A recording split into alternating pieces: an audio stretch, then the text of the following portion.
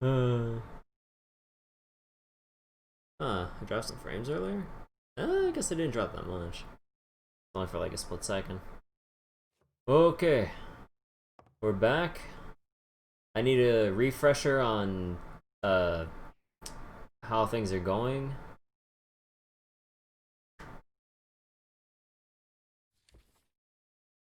Okay, so Eugene, Rhino guy, he cheated on his wife, tried to bribe me, he's a thug for O'Leary. Oh, well, I forget that that exits completely.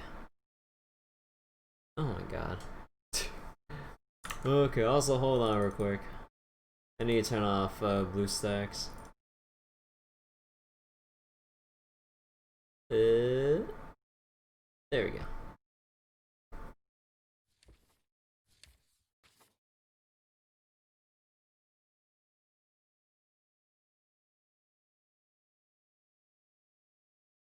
Let's see, Jake, Gorilla Guy, old friend. Oh, okay. So I'm guessing he'll cross that out if I chose the option to not stay friendly with him. Let's see, friend to Joe and Sonia Dunn. More than just friends potentially. Seems to like Bobby Yale. Kill Joe Dunn together potentially. Although wait, didn't he like back out at the last second or something? Like he went because like the goat guy says he walked in, and then shortly in a couple moments he just walked right back out, or something like that. Natalia's bodyguard. Wait, I forget. Who is Natalia to us again? Our ex, right? I don't remember. Let's see, maybe hiding something works for O'Leary. Heard Joe Dunn and Bobby Yale arguing between each other. Bobby Yale, Bulldog, I think. Promising boxer at Joe Dunn's gym. Vanished the day that Joe Dunn died. The gym will have to close if he doesn't fight the champion at Stone, or reigning champion Stone at Madison Square Garden. I also need to lower my seat a little bit. That's his address that I'm currently in right now, I believe. Or is it? Son of Avernus? Or Avanaris? Poet boxer, he disappeared. Chest expander in his locker. The chest expander killed Joe Dunn, or killed Joe Dunn with chest expander, threw it in a dumpster. At least this is what we believe. Belonged to a street gang 2 years ago with a gun in the safe when Joe Dunn kind of told him to put the gun down, put the gang behind him, I assume. Al Stone, this is the boxer, the champion. We don't know much about him. Sonia Dunn, I know she doesn't like us that much because of how much I screwed up the convos. Cold as ice, doesn't like her. Hired me to find Bobby Yale, but doesn't really like him. So she's only interested in keeping or probably keeping the gym, if I remember correctly. Not really concerned for Yale, but for the gym more like. Majors in business on university. Opened the safe, and it had Mary's date of birth on it. Oh right.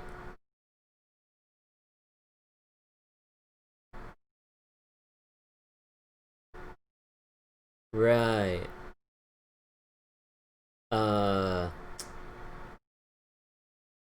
in hindsight, I like once I found out about Mary Purnell's date of birth is the safe combination. I I should have went to Mary to talk to her about it, or at least see if I can have the option, and then remember to keep quiet about it. Although I don't know, was it the right thing to tell her? No, no, no. Oh no, no, no, no. The wrong thing was jumping to conclusions about the relationship, because I had the choice between they were in love or Mary tricked Joe Dunn into marriage or some other thing. I honestly didn't have information on that, or at least like I didn't remember, like, in the heat of the moment, so I probably said something I shouldn't have. So I upset their relationship, and Mary's probably gonna get fired, given how pissed off Sonia was about the whole thing. We found out that Sonia had, or we found out the inheritance that Joe Dunn left behind. Let's see, Joe Dunn. Okay, so he's the victim, dead owner, time of death, Sunday evening when the gym was closed while painting the gym walls. Punched a can of paint out of rage. Plays the sax. Supposedly hung himself initially, but we found out that someone killed him. His wife died, focused on the gym, neglected Sonia, or raising Sonia. Strong argument with Bobby Yale, Yale wanted to, actually, wait, I forget, when they say it like this, did they mean, did they mean Joe Dunn wanted to cancel the fight, or Bobby Yale? Or, no, I'm probably being really dumb about this, but Joe Dunn wanted to cancel the fight, right? And then Bobby Yale got mad about the whole thing, and then that's probably his motive for killing him, right? Yeah, I think that was it. Let's see, peaceful guy, but gun and safe. And we figured out that's Bobby Yale's. We found out medical info from the autopsy report that Smirnov accidentally left us to see. And from that we figured out that he didn't hang himself because the height wasn't right for the hanging, and we found out, like, what was it? 3-4 lines on his neck, more consistent with the chest expander than a rope. Police report 4 marks on his neck, or 4 marks on neck and swelling knuckles from punching the can. Mary Purnell, let's see, gym cleaner basically found Joe Dunn's body, works at the diner now, or she worked both, but I guess more just the diner now. Hardly knows Sonia Dunn, barely knows Bobby Yale. Handwritten envelope with a wedding ring, her own writing, to Joe Dunn basically, but kind of returned the ring to Sonia for some reason. I forget exactly why she did that. Her birthday was last week. Opens Joe Dunn's safe. Playing with Dunn.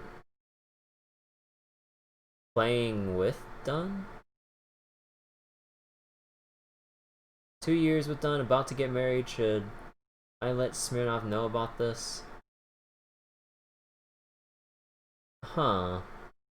Wait, Mary has a cold, lost the scarf recently? With Yale at Luna Park, lovers potentially? Huh. Wait, so was she having an affair already before they were gonna get married? So 2 years with Joe Dunn, but they were about to get married, and then, like, the murder happened, but then no, wait, now that wouldn't make, that probably doesn't make sense until we find out more about this. We need to investigate them. Also, I keep forgetting there's still more people we need to look at, if I remember correctly. But you guys can still bear with me, I need to remember everything. Okay, weekly. Works for Tabloid, right? Yeah, what's news? Caught him on the rooftop taking pictures of Sonia Dunn. Confessed they call him weekly because of the showers. And I also messed up my relationship a little bit with Sonia. At least got, like, one more negative flag, basically. Because, like, oh yeah, he was a friend of mine that took picture that I told him to stop. It's like, you just, sure. Yeah, I should have just been more. I shouldn't have been so wish-washy with, like, not dismissing him, and, like, I should have just picked one or the other, like, either completely dismiss it outright, or and then if I lie, then she would have noticed already. That and oh yeah, I deny Weekly his interview. Although although he did say that he would help me get info regardless because I am basically blackmailing him about uh kind of spying on Sonya. So I'm not sure how much that would impact things down the line if I kind of screwed him over like that. Desmond O'Leary. Uh, let's see. Dated tennis. Hallie Moore. Says he's an ally. Okay, no, screw him. Bookmaker criminal. Yeah, no, we're not. We're not on the same terms. Although we're basically kind of in an investigative race at this point. Who can find Bobby Yale first? And Frank Cassidy runs the Boxing Managers Association. Weekly will look into him for me. He's the manager of Champion Stone, Bobby Yale's opponent. We don't know much about him yet, but we're assuming that he wants the fight to go through to keep the money flowing because there's a lot of people who have bets riding on the match, and if the thing's canceled, that won't be good for him, I guess, since there's a lot of money involved here.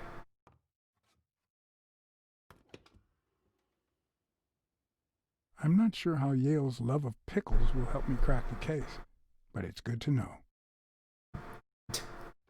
Pickles. Also, let me pause here real quick. Is something wrong here? Never mind. A woman's fragrance. Almost angelical. Oh. Yeah. Let me guess. Can we make a deduction now? Yeah. Sounds like obvious as day.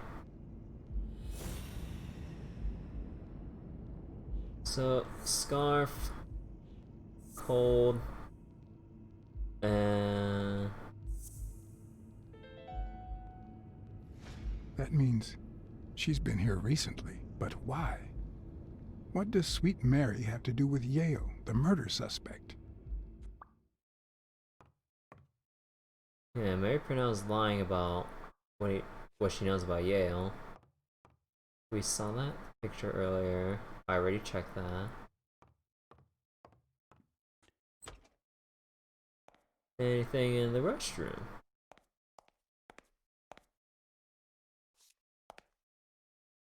Oh, really? This whole thing down here is like an invisible wall?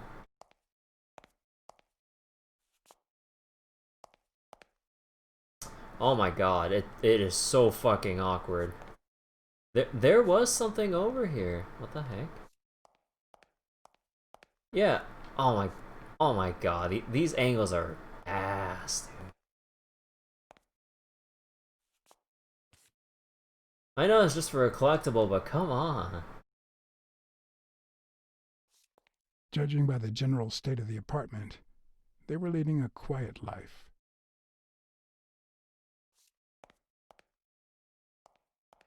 I guess there's nothing suspicious we can draw from there.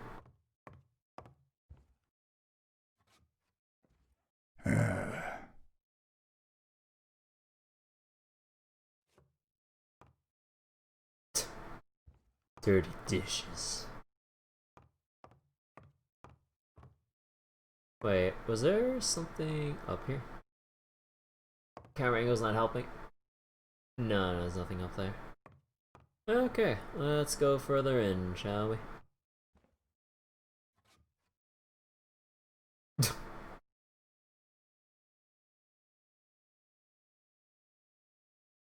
Wait, there's blood stains on there. Wait, why can I not investigate that? Excuse me? Those aren't like paint marks or anything. That's blood. Hello?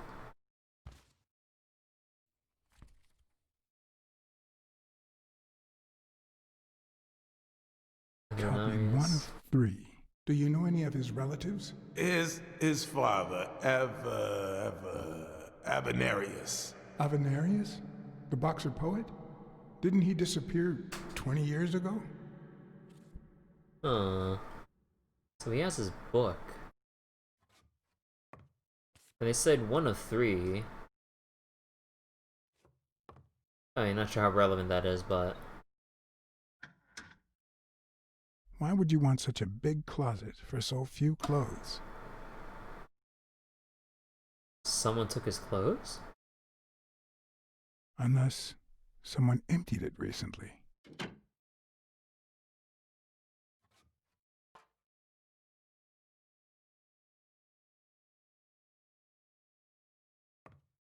Wait, avoid O'Leary? So if I stay here too long, will O'Leary's thugs come in here? Seems like Bobby inherited something more than boxing skills from his father, besides the tendency to vanish into thin air, of course. Nice chain.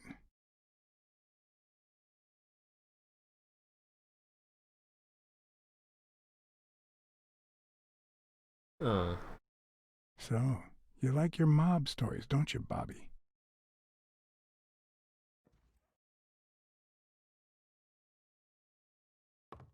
So wait, I wonder, if you stay here too long, will they come barging in? Cause like, they gave me the chance to stay to avoid O'Leary. Oh, or I can just exit out the door. I mean, so far... No, what? Yeah, so far I don't see anything. Like, we know about Mary's, like... Or... We're getting more info on Mary's relationship with Bobby Yale.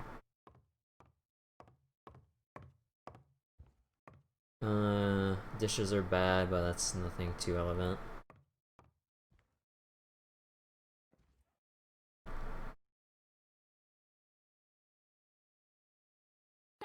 Hmm. Hey, Neil Luke, how you doing? Oh, whoops. Oh, I thought that was pointing at the lamp. So, you like your mob stories, don't you, Bobby? So, would it be a... Wait, would it be a good idea if I actually just booked it from here to avoid O'Leary? Or should I comply and... I feel like I shouldn't, but at the same time, the more I piss them off, the more difficulties they'll force upon me with the investigation and all. Because I can't get anything new at this point.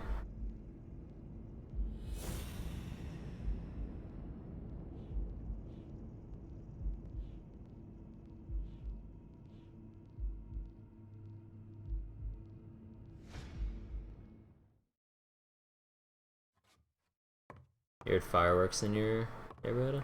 Huh. So wait, what if I just... Okay, I hope this, like, doesn't just, like, force me down a path, like, let me get a choice here. Leave or stay?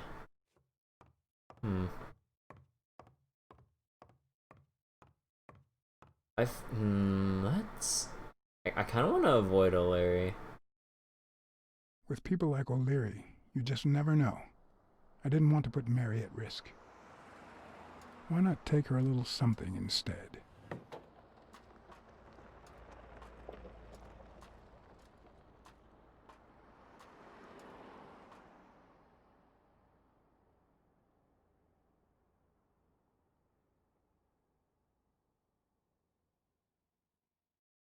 Me not thinking about the ramifications of my actions.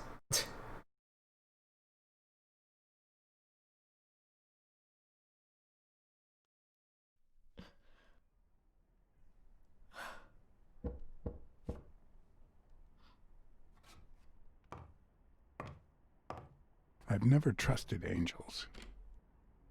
Mr. Blacksad? What a... Surprise? Oh.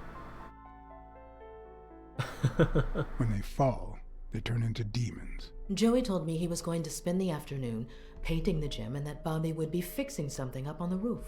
So, after I found the body and called the police, I went to Bobby's place, but he wasn't there.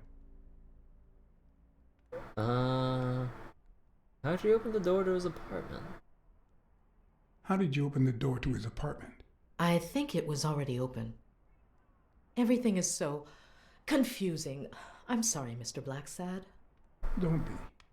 I'm here to figure it all out. So, nah, that's assuming he's a murderer, so I don't want that. What's your relationship? What's your relationship with Bobby Yale? He was like a son to Joey, and we were about to get married, so, you know. Okay, I think it's time to set things straight. Wait. Cheating on...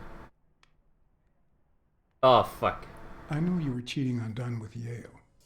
Or was it the other way around? No.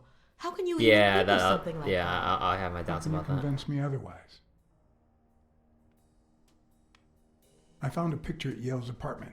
It's you and him on a roller coaster. Care to explain, Miss Purnell? I'm not white, Mr. Blacksad. Huh? What? You're not? 7 of my great-grandparents were white.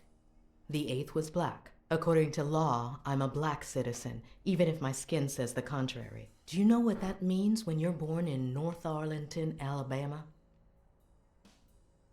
All these things? Segregated housing, with far worse homes for colored people. We even have different water fountains, for God's sake. The separate but equal doctrine and all that. All that nonsense. That damn nonsense. And all the lies. That's why I moved here. No one knows what color my great-grandparents were. I understand. I completely understand you, Mary. Just think if you were also a woman. He's my nephew, Mr. Blacksad. Joe and I first started taking care of poor Bobby when my sister died. That was when he was almost 15. The 3 of us went on that trip to Luna Park.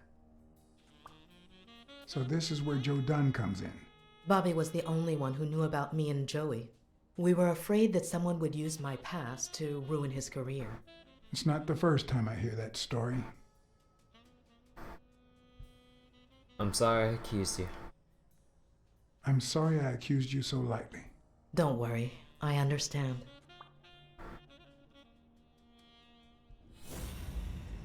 Alright. Wait, can I look at like some of this other stuff? Wait, what?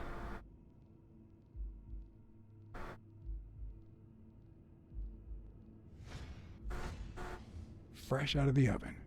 The whole room smells like pie. Wait. Why'd you leave it on there but not the table? Excuse me? Wait.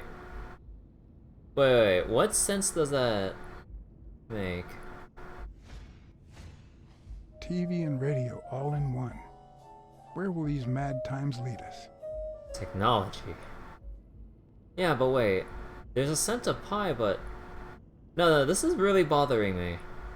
Why isn't it on the table? That seems very out of place here.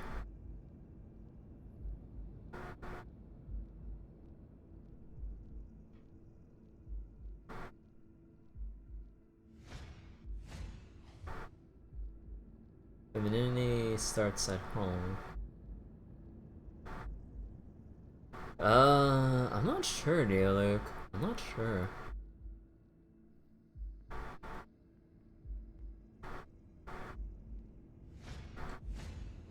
Mary smells like... Actually, the whole room smells like a pie fresh out of the oven. So I can't identify any other fragrances. Huh. The whole room.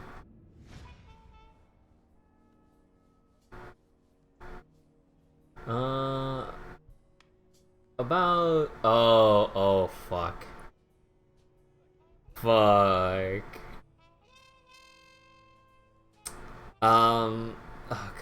think I got it. This is gonna damage the relationship in the long run. Because Mary doesn't know that I spilled the beans. Oh no. No, I gotta tell her, otherwise she'll get completely blindsided the next time she comes back to work. If she's even allowed. About Sonia Dunn and the ring. Well, I told her about you and Joe Dunn. I had no choice. And what did she say? I don't think she took it too well, but she might come to understand it. Maybe. But I'm not so sure you'll be able to keep my other secret safe. Other secret? Your secret is safe with me. I have no right to say that because I let the secret out earlier. Are you sure you don't know where your nephew is? I've looked everywhere. He's nowhere to be found. Don't worry. I'll find him. Thank you. Oh wait, oh no, the secret about her past, right. Your secret is safe with me. I'm not sure I'd about like to that. believe you. Yeah. Yeah. That cherry pie smells so good. I'm starting to get hungry. Thanks. I pulled it out of the oven right before you arrived. Oh, where are my manners? I'm the worst hostess in the world.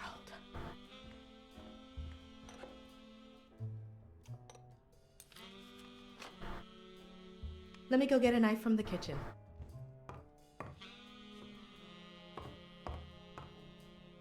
And you must be thirsty. Let me see. OJ? Coffee? Some coffee. I'll take some coffee, thanks. I need to stall for time. Water would be too quick to get. She's wearing the same clothes in both pictures, so she's probably telling the truth.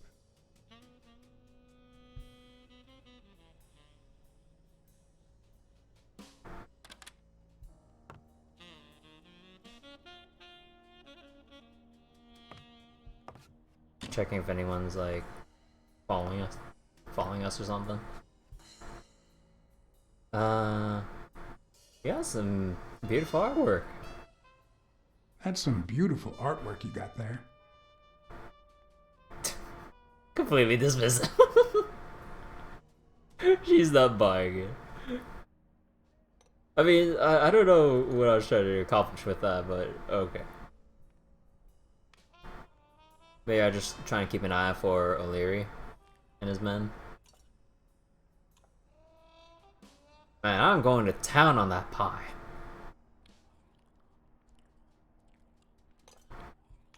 Holy shit. Why do I have the feeling that she drugged it or something?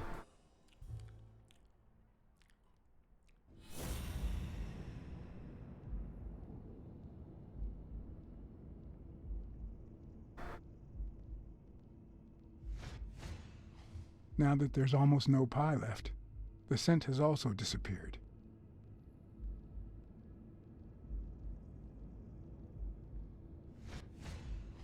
Interesting. Now Mary smells like a huge dog. Oh. Mary, when are you going to stop lying? I know your nephew is here. I can smell him. What? No. I already told you I don't know where he is. But I understand where you're trying to hide him. Look, I understand why you're protecting him, but it's in his best interest to end this hide and seek. You can search the whole house if you want. Go ahead. He's not here. Oh boy.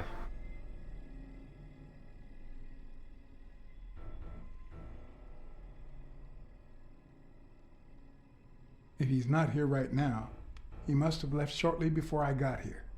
Where did he go? Shortly before you got here? I wish. Well. Wait, let me refocus. Wait a minute. She's not the one who smells like that. Yeah, I mean, it's pretty obvious now.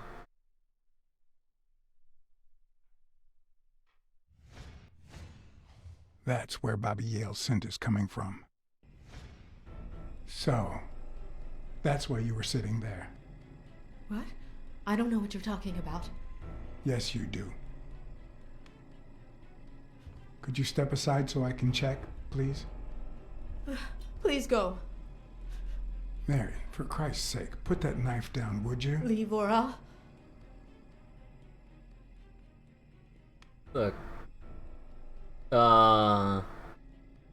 Mary, I came here to help. I mean it. I don't want to hurt you. Leave her alone! Yeah. Bobby!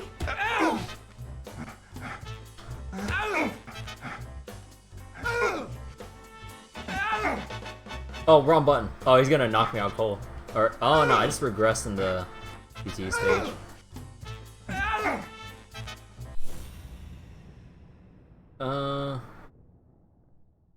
Well, there's only one thing I can grab. Ooh, just barely.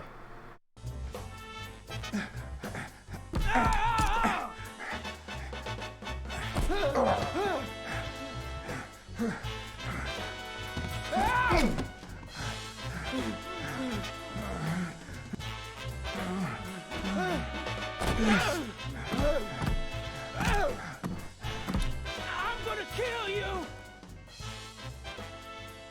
I'm on your side, Bobby. But I'm not on yours!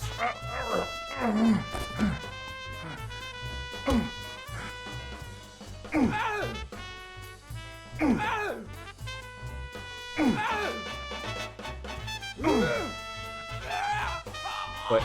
Oh, wait. Oh, shit, wait, is he having a heart attack?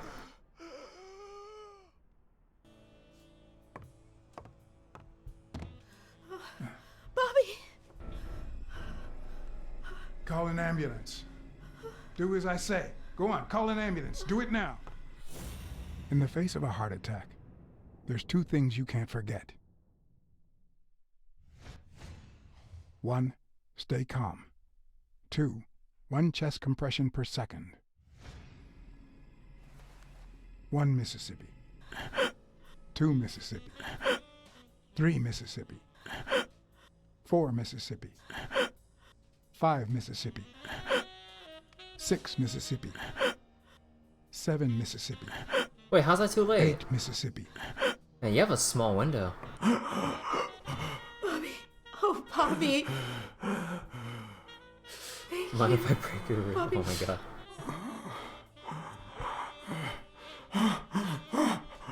Bobby!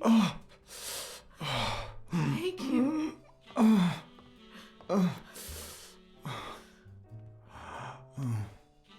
I had lots of reasons to consider this a great day. I had investigated a suicide case. I had discovered that, in truth, we were dealing with a murder. I had found and captured the prime suspect, Oh, fuck, wait. and I had saved a life.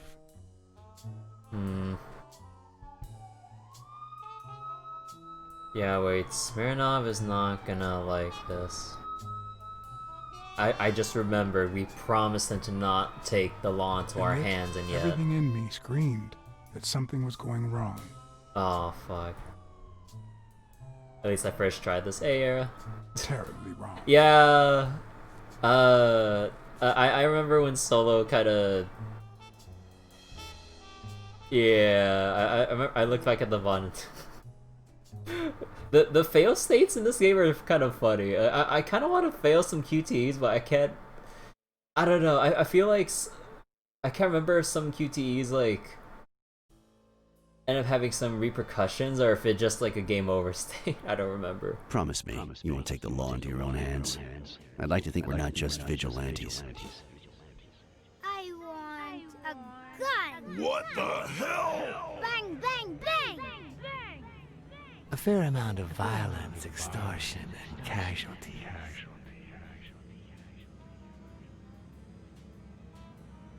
I hate detectives. Bang, bang, bang! At least the cherry pie was good. No, we can't save any because we ate You, it all. Smirnoff? You seem agitated. Nightmare?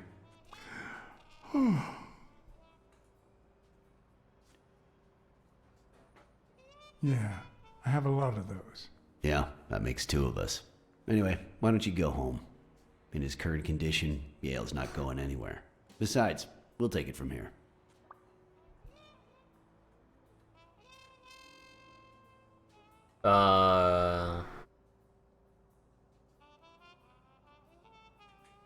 Who is that?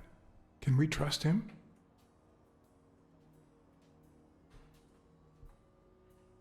I know how to pick my men, John.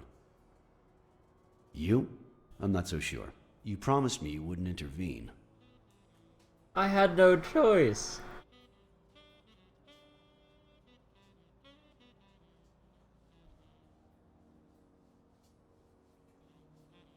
If I hadn't intervened, Bobby Yale could be dead. If you had warned me, maybe we could have avoided a heart attack. How was I supposed to warn Anyway, him? what's done is done. It's not like I could get to a phone.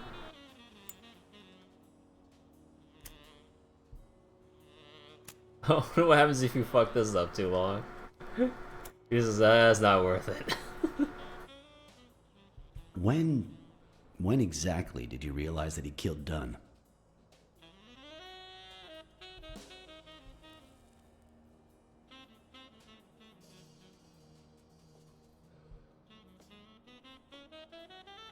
Out of sheer curiosity.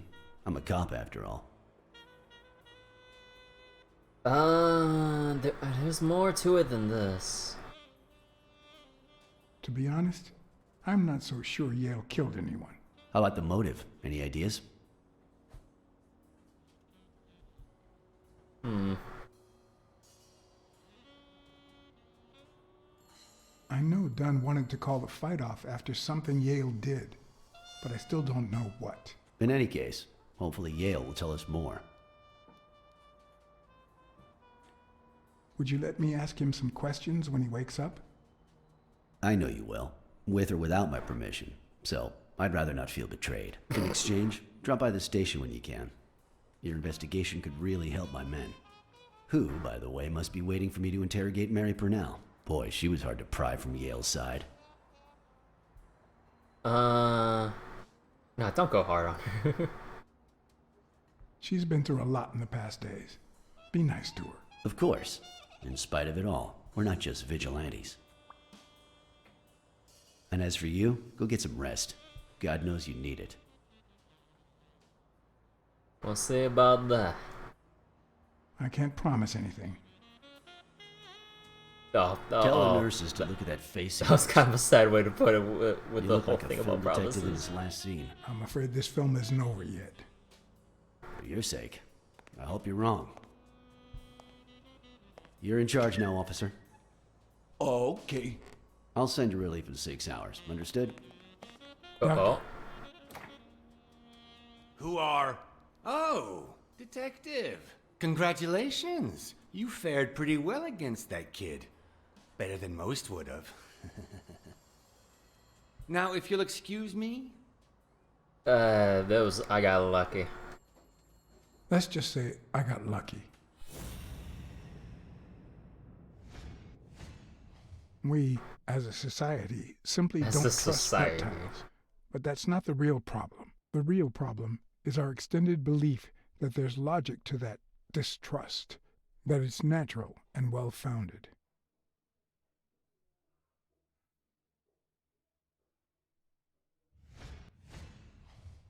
Dr. Palmer.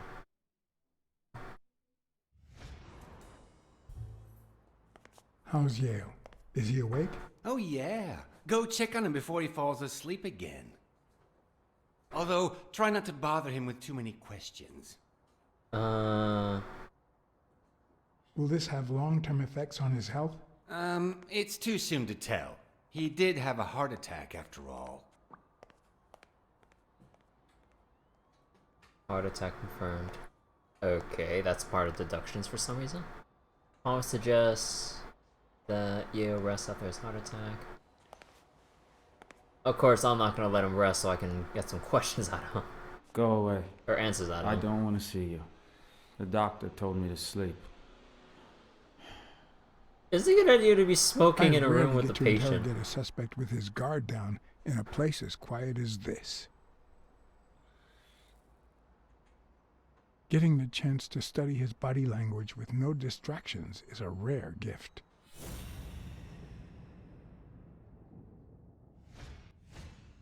His heart rate is increasing. It could mean that he's lying, but it could also just be pure, unadulterated rage.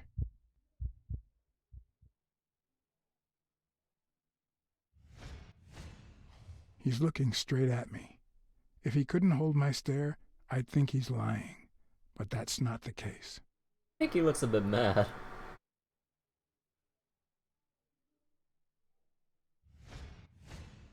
He's clenching his fist, a sign of contained anger. Clenched fist, fast heart rate, fixed stare. He feels some genuine rage towards me. I'm sorry you don't want to see me, but... Do I want to look? Sure. I saved your life, son. Hey, Maybe Buckron. my How you aunt doing? feels gratitude.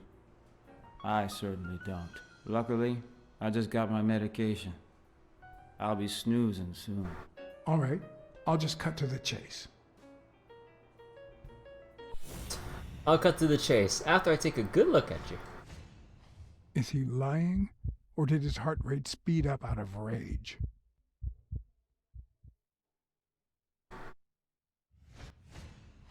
He can't look me in the eye. I'd say he's lying.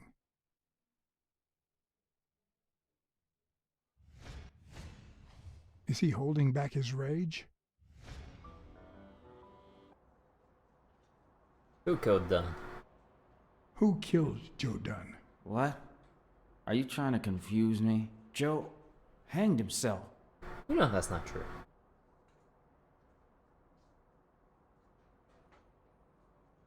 He was too short. Dunn was too short to hang himself with that rope. So, it's true? He was murdered.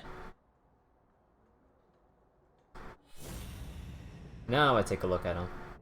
Never mind.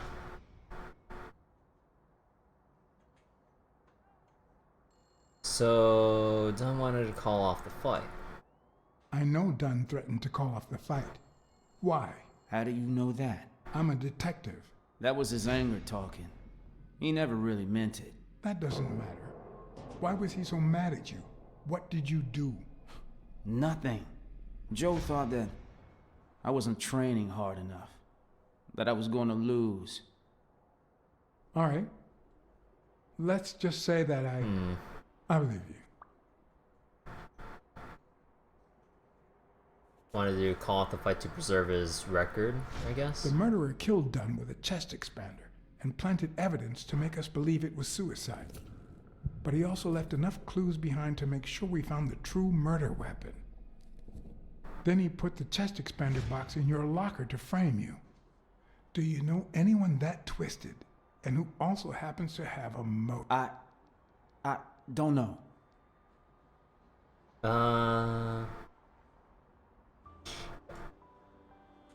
Frank Cassidy? What about Frank Cassidy?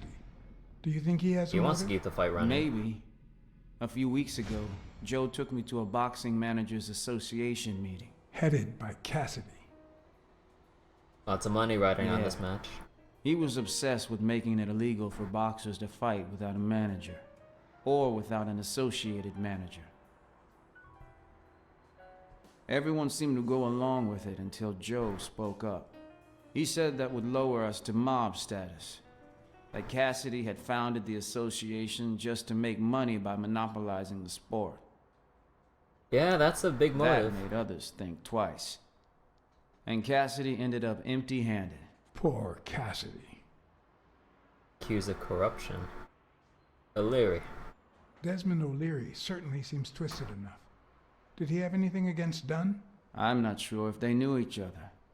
At least not in person. About a month ago, Joe kicked one of O'Leary's men out of the gym. He was trying to give a business card to... Jacob's Giambi. Yeah, exactly. Did Jake tell you about that? Something like that. Maybe it was...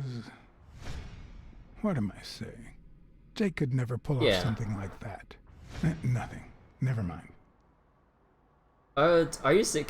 Can I get an option to back out of that? Why would I say Sonya? Like, yeah, they're not on the best of terms, but I don't think it'd be enough to kill him. What about Sonya Dunn? Sonya? I doubt it. She's odd, but she's his daughter. I've seen worse, believe me. Blacksad. I think I owe you an, You know, my father disappeared when I was 6, right after winning a fight. We never heard from him again. Do you know what that does to a kid? Who knows where I'd be if Joe Dunn hadn't been in my life. Even when I lost my way and put a gun to his head years later, he still took me under his wing and managed to steer me in the right direction. And now that he's gone, you're risking your life to find his murderer. Yeah, so Babiel now has no motive.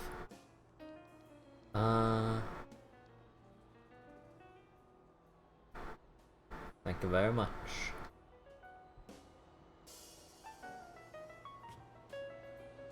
Thank you for... There he's asleep. Well. The number of cigarette butts is inversely proportional to my hours of sleep. Ah, damn. Why am I out?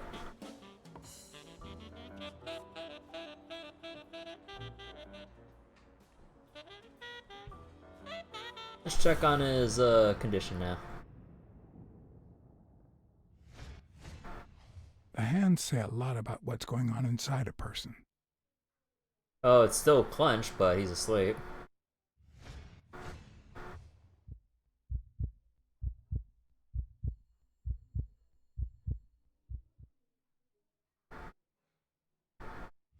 Out cold. Is that eye movement normal? Huh. He seems restless. Should I tell someone?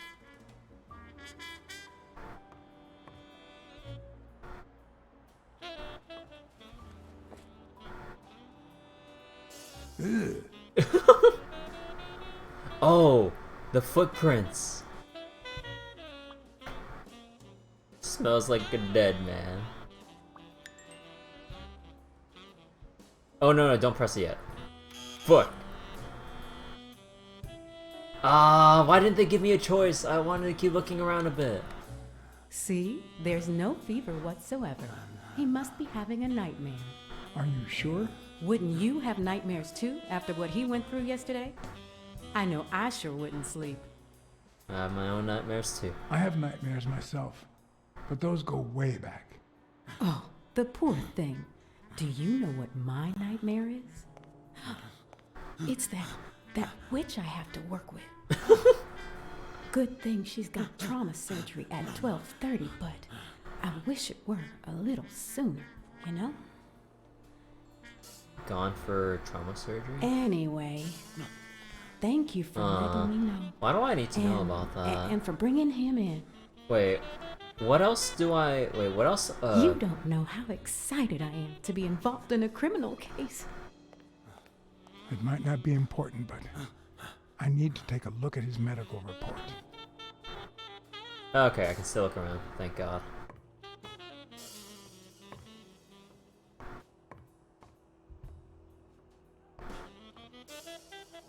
Okay, so there's like nothing in here. Oh God.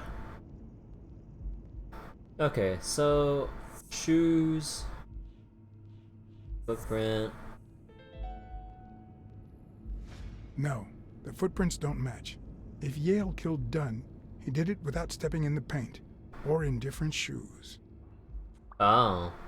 Yale souls don't match the... Okay, so we know for sure it was someone else. I mean, obviously it was someone else, but getting more concrete evidence that it was someone else.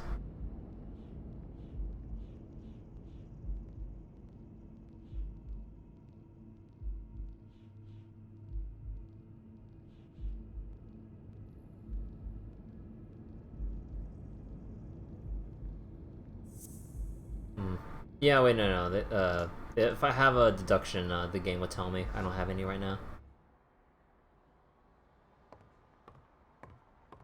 Something's wrong with him.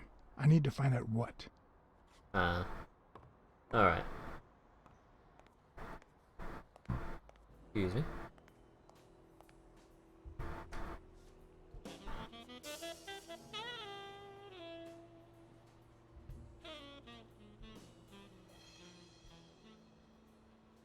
I can call weekly? Sure, let's see how I can burn my bridge with weekly. Because I did kind of screw him over from his interview.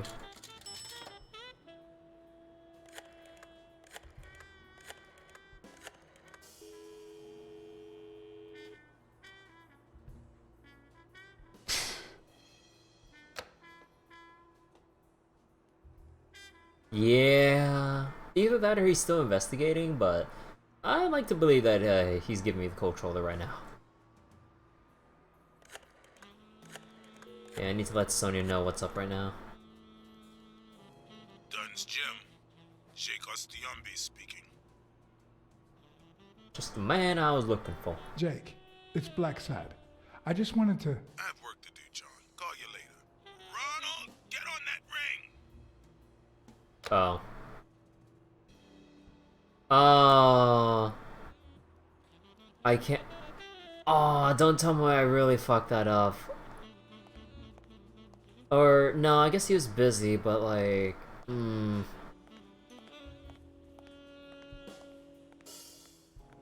Oh? Is that a card I see down there? Yeah.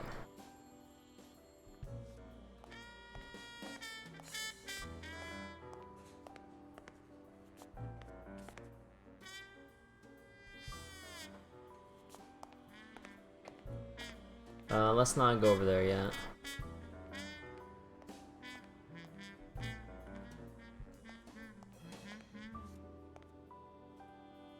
Huh.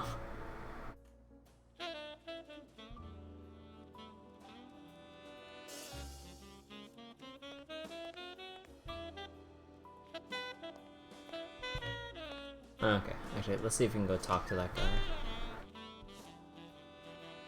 What's up? Jerry Highfill. Long time no see. Blacksad, I didn't want to wake you.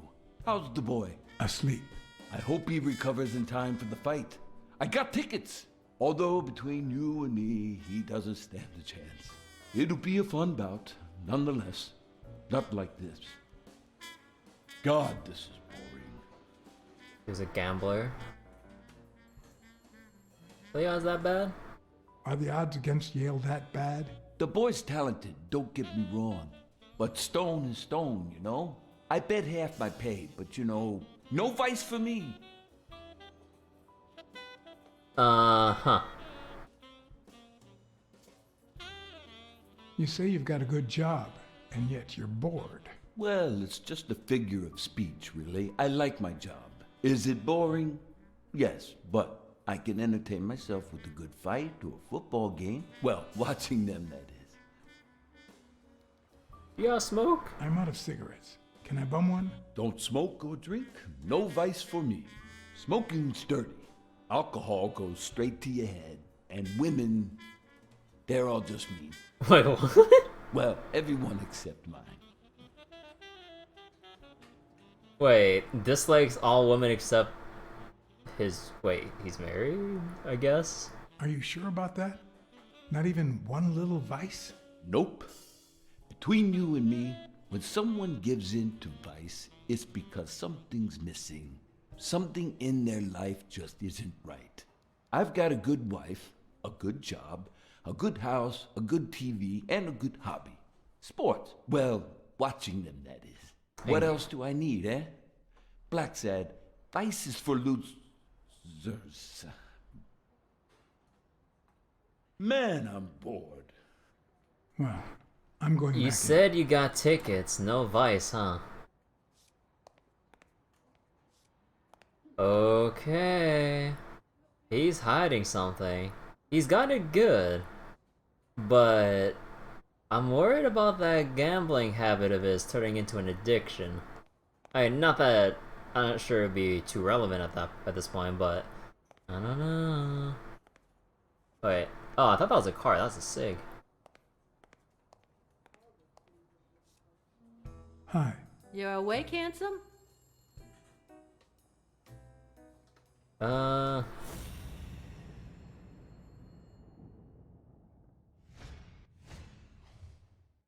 25 cents. 25 cents.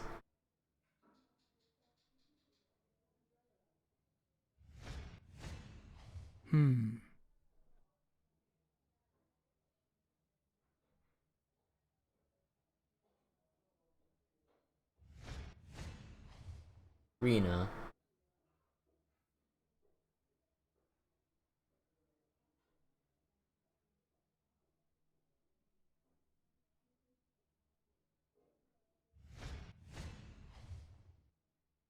Man, I got a good eye. Yeah, Dr. Talbot. Pack of Morley's, please. I'll take a pack of Morley's, please. I got an achievement. Honey, Wait, get me a pack of Morley's for Mr. Hanson. wait, $1. I thought it was 25 cents, unless like I'm getting change, but you know, I kind of wonder if there's like a hidden health stat with how much he smokes.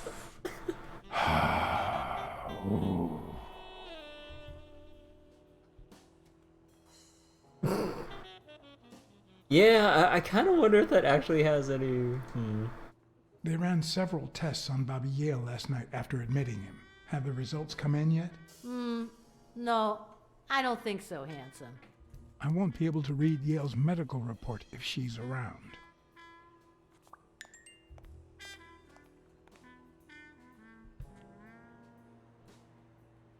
Just put it right there.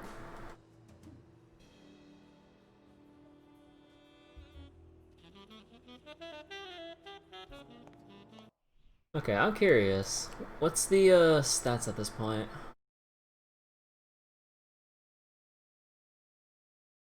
Clumsy, romantic, upright, pragmatic, sensitive, more than hard-boiled, more cautious than resolute.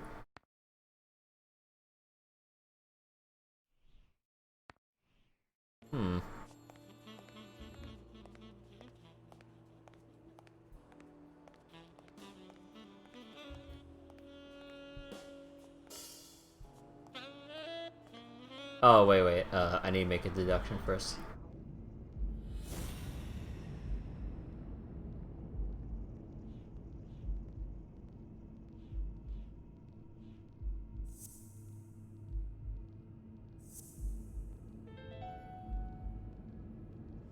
It seems like the Doe nurse will be assisting Dr. Talbot during his 12:30 surgery. In 4 hours. Could I get them to operate any sooner? Come on. They need to make these, go by a bit. Oh. Oh, here you go. Drama. No one will know.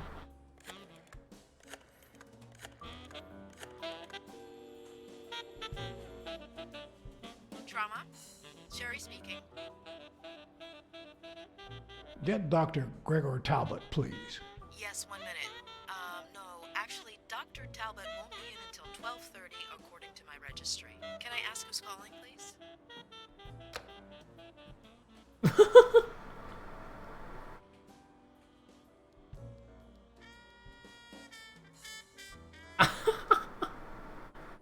He puts the phone next to his skull when he has ears on top of his head. Yeah, I don't know. Hey, Patchy.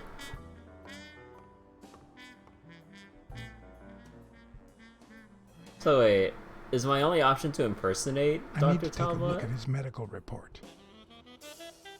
You thought we were gonna use a cigarette for a smoke alarm? No.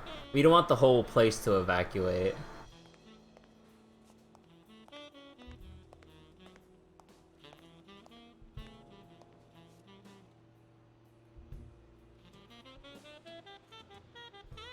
Come on, you've got Yale's report on the table. I can see it. Guess not anymore. Well, that's that.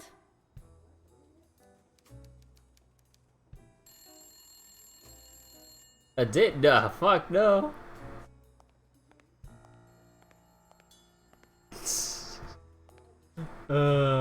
Okay, I guess I gotta try this. I'm gonna go impersonate him.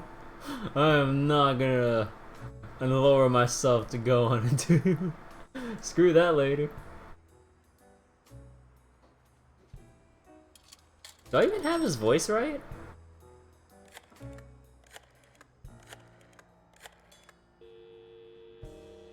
Sherry, this is Dr. Talbot. We have to reschedule the 12:30 procedure. I want everyone in the operating room in 5 minutes. If anyone gives you any grief, tell them it's a matter of life or death.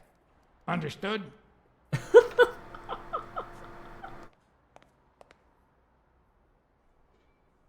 A matter of life and death. A matter of life and death. You gotta be kidding me.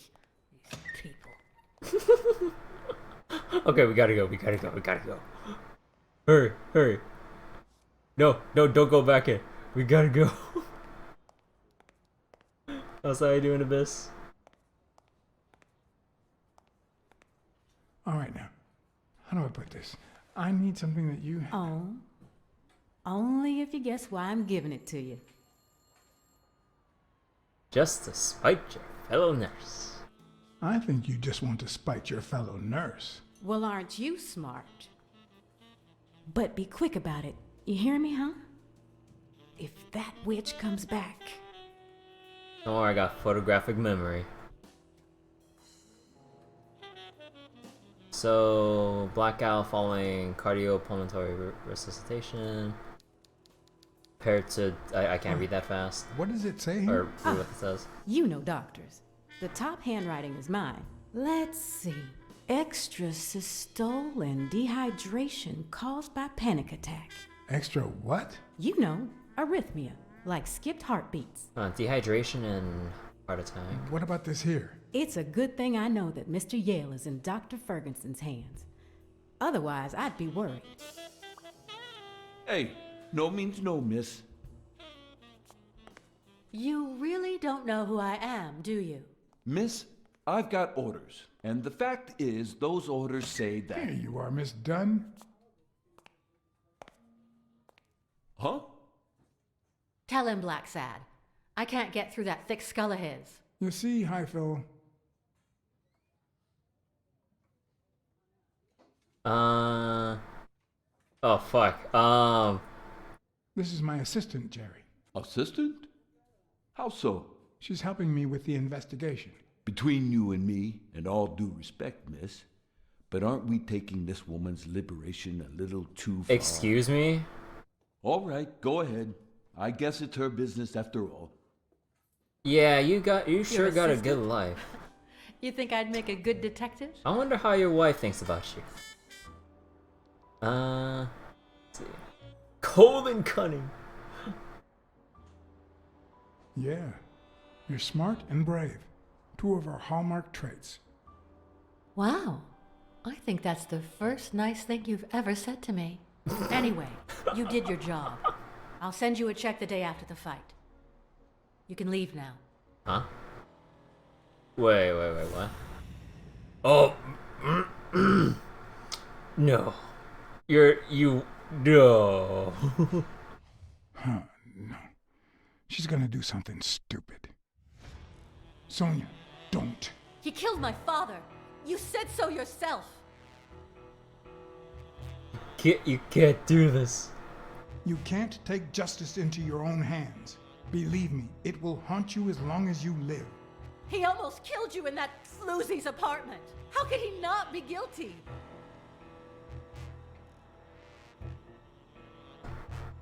Your father wouldn't want you to do this. He was a just man, and this is not justice. Shut up. None of that matters. How could he not be guilty? Since nothing else is working, it's time to bluff it. You know I emptied that gun when I found it in the safe. No. Why did you say that? Why did you fucking shoot? Sonia, don't. He killed my father. You said so yourself. You can't take justice into your own hands. She's dumb Believe enough me, to it pull the will trigger haunt on you a as long as supposedly you live. empty gun. He almost killed you in that floozy's apartment. Well, at How least- could he not be guilty? Obviously, she's not trained to use a gun. Your father wouldn't want you to do this. He Because was a just man. number one rule, And this is assume not every gun justice. is loaded. Shut up. None of that matters. How could he not be guilty? Your father sacrificed everything to pay your way through college. If you do this, you'll destroy the future your father wanted you to have.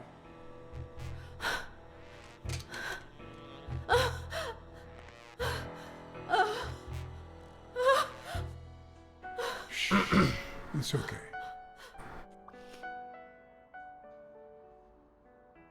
Give her a hug.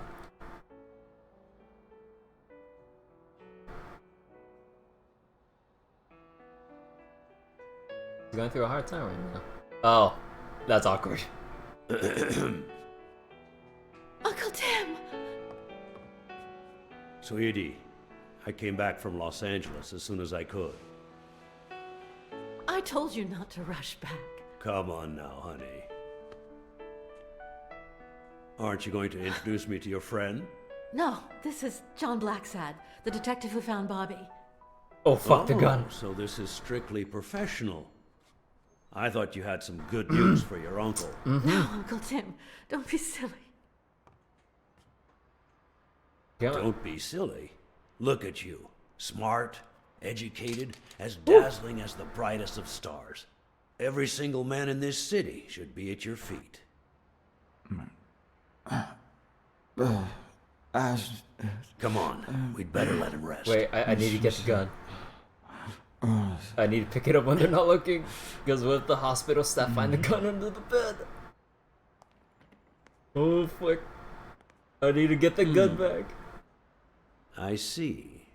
Let's say you're right and Bobby Yale is innocent. Who should we focus on now? We? Well, your father turned down my money, but he made me promise one thing, that I'd take care of you if anything happened to him. But I can... I know you're perfectly capable of managing that gym on your own, but we don't even know if he'll be ready to fight Stone. Besides, someone seems really invested in stopping that fight, and someone has to pay Mr. Blacksad to get to the bottom of all this. Please, talk some sense into her. Yeah, I do kind of need the money.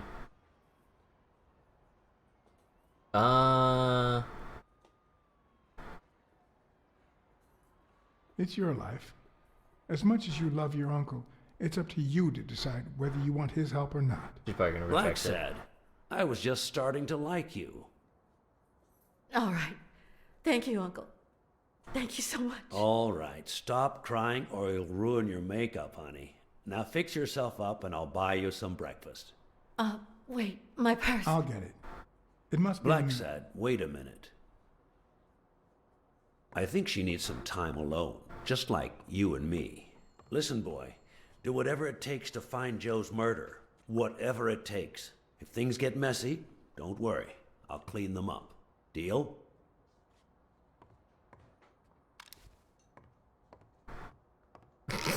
Sure. I'll do my best. Thank you. I trust you to get that ball. Smirnov's not gonna be happy about this. No. Are you telling stories about the great iron arm again? Wait a minute. Of course. The Milestones quarterback. Tim Iron Arm Thorpe. It's a good thing folks usually recognize me sooner. Blacksad, you coming to breakfast? I'd love to, but I have to go ask for a favor. He can't be tripped. Oh, he just let him through because he recognized him as a football star. Meanwhile, he was giving Sonia a hard time because she was a woman.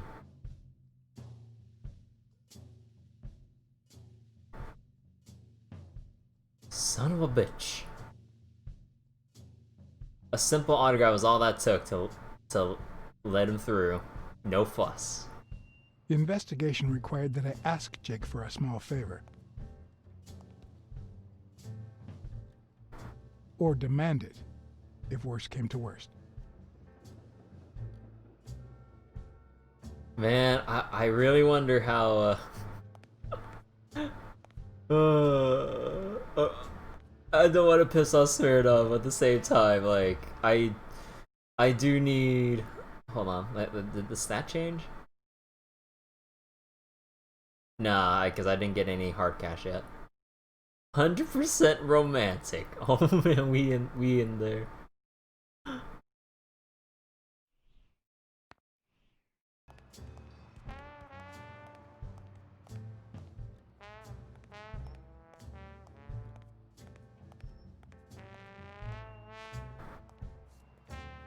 What is there anything new I can check out at this point?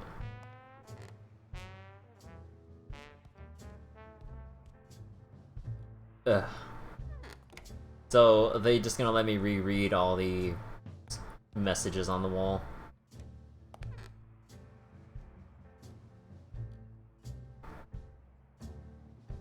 Yeah. Yeah, they're just letting me reread all the stupid messages. I just wonder if there's, like, any actual, like, change here, but I guess not. Oh, so we got a deduction.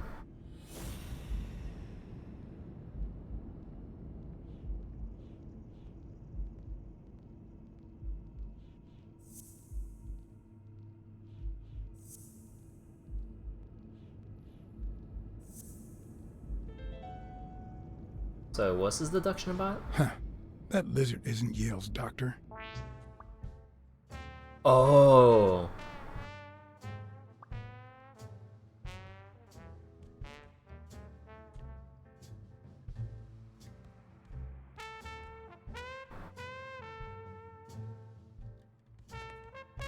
Oh. That guy was sent. He was sent by someone to maybe screw with things.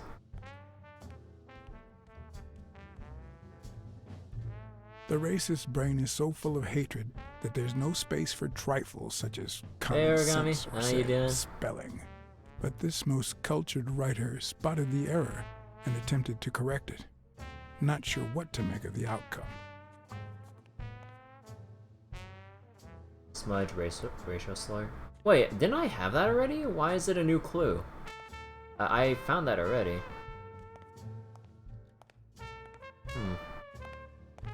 Can't even spell the end correctly.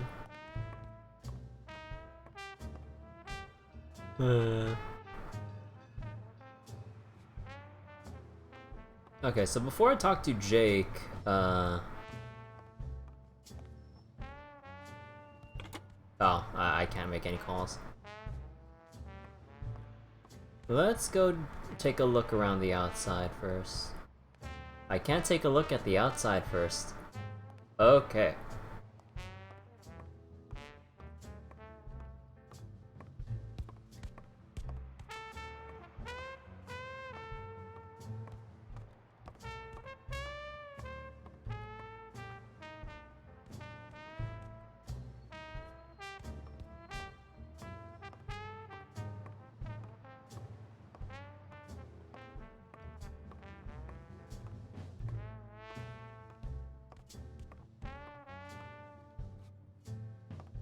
Alright, I guess there's nothing here.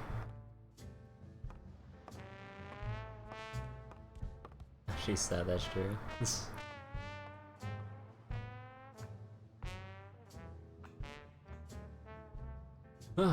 so hot here in my room tonight. Heat wave. The heat wave here sucks. Doesn't help that this game is making my PC run a bit hot, but I need to remember tomorrow I need to dust out my PC. It's been a little while. It should help a little bit, but heat wave weather, not much you can do about it.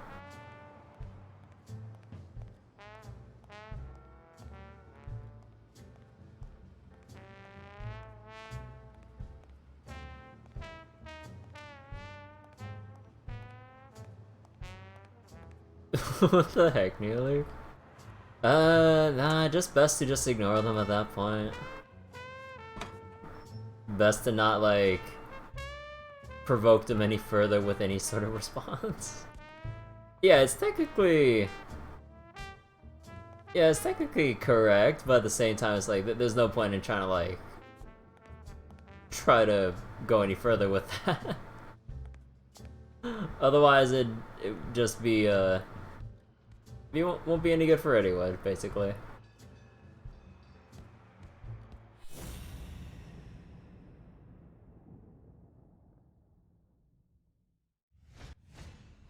This one's got extra padding, just like Jake. Extra padding.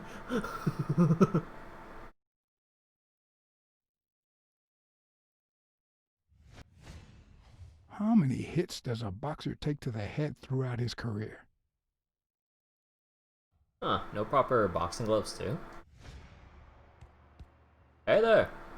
Hey, hi. Hey, focus, will ya? Hey, Jake. Not now, John. Oh.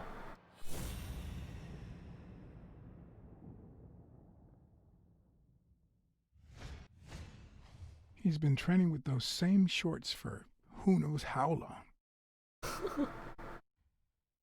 Well, the shoes, it's untied. We're looking at his arm?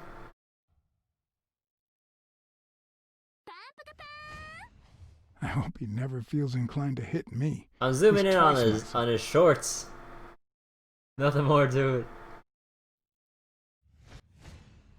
Not the smartest cookie in the jar, nor the most tactful. But do I trust him? No.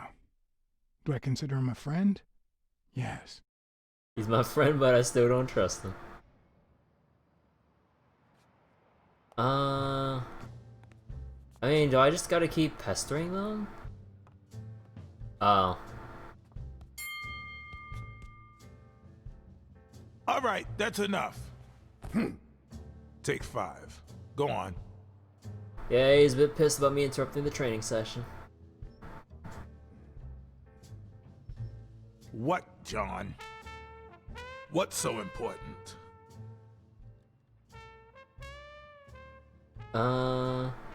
You notice anything strange about, Sonia? Have you noticed anything strange about Sonia? I don't know. Yesterday she said she hated the gym. But it also seemed like she wanted to save the place. Do you get any of this? I sure don't.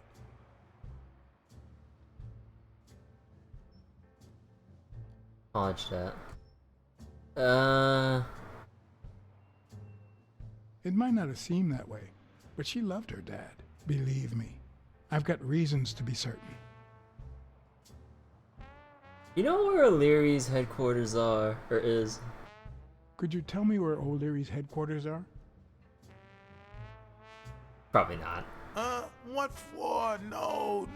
You could get me into trouble. No way. Well, I tried. Oh, fuck. Oh, fuck, wait. You lied to me yesterday, and being the good friend that I am, I kept your secret. You owe me. I don't think I'd keep protecting you if we weren't friends. Although, if we were friends, you wouldn't hesitate to help me. Pulling the friendship card. Are we friends or not? Damned cat. All right. O'Leary's hideout is in the basement of a Chinese restaurant. But I don't even know how to get in.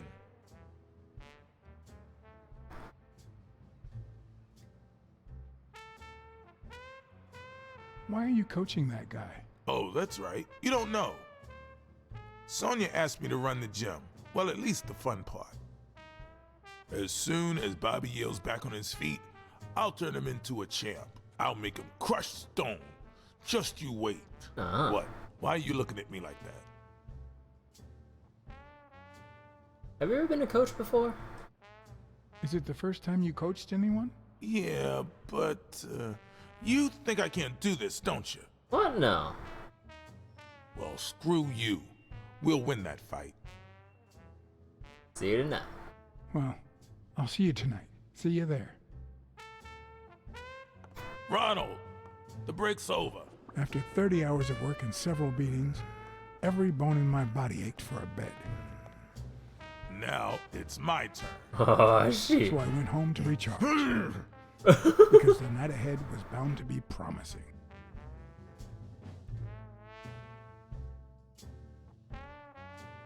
Man, practicing without gloves, huh? I'm not sure how boxing was back in the day, but, huh.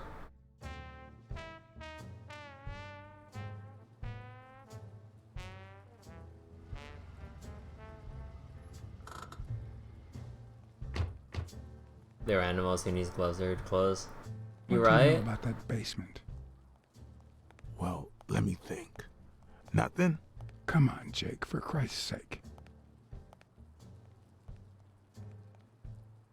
I'm running out of threats to make you oh, come on, I don't want to...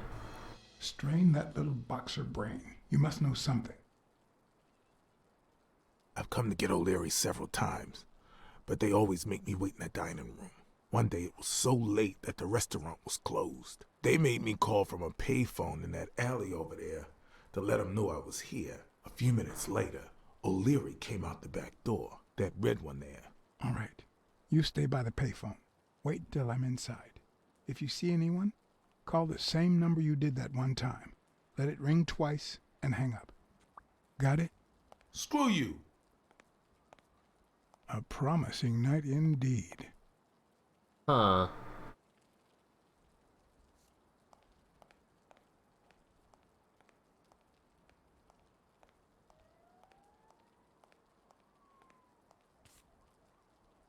Crap.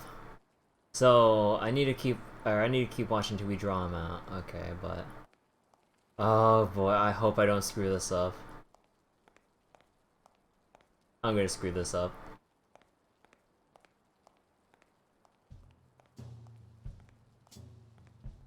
A bit too high to climb. If the basement I'm looking for were in that building. Gonna bust in. They're on Tong territory?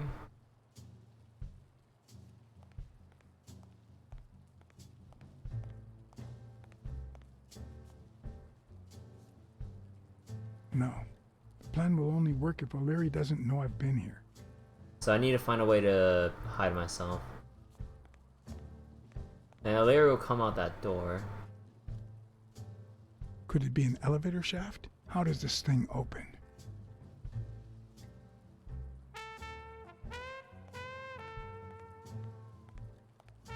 And on the bright side, I'm actually helping O'Leary. Also again?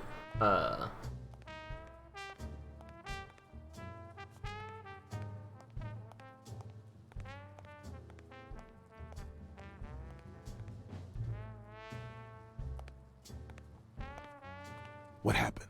Should we run for it? Do I look like I'm in a hurry?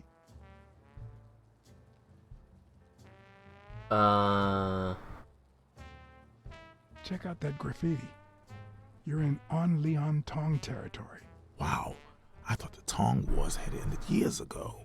Maybe someone nostalgic just got bored. Damn Chinese mafias. Yeah, American mafias are infinitely better, no doubt. Are you done? What do you think? There's a trapdoor on the ground, right by the restaurant. Does that sound familiar? Huh? The restaurant or the trapdoor? Okay. Forget it. What's taking you so long? You want to switch places? Okay, I'm going back to the alley. I'll let you know if I need anything. Alright, so I shouldn't really bother anymore. So they would come out of there and I need to, like, make myself scarce here.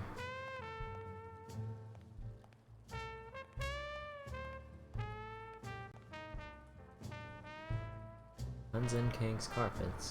Huh.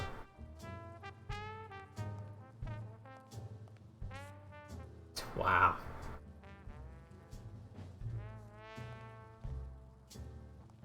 Oh, that's an invisible wall.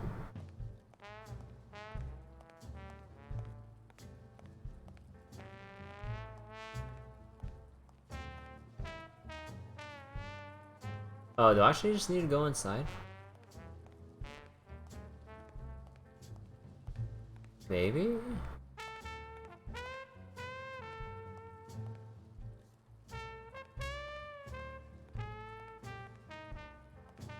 I guess so. I don't think there's anything else I can honestly do. I can go lurk. Alright, origami. Enjoy. Oh, they want me to like look through. Does he need a shotgun to deal with suppliers? Entry to HQ garden. Would he even notice if I got in? Stupid cat. Stupid cat. Maybe it leads to the basement.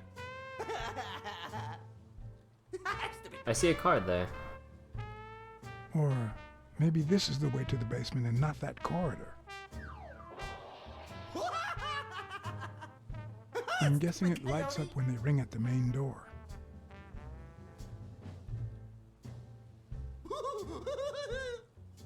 Stupid rabbit.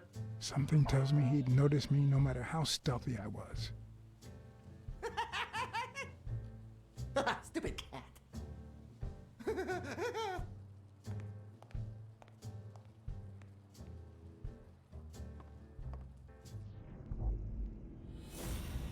See any other deductions I can make? Not really. Okay, so he's armed. He could probably notice me right away. If I'm right, and this is a service elevator, it could be my gateway.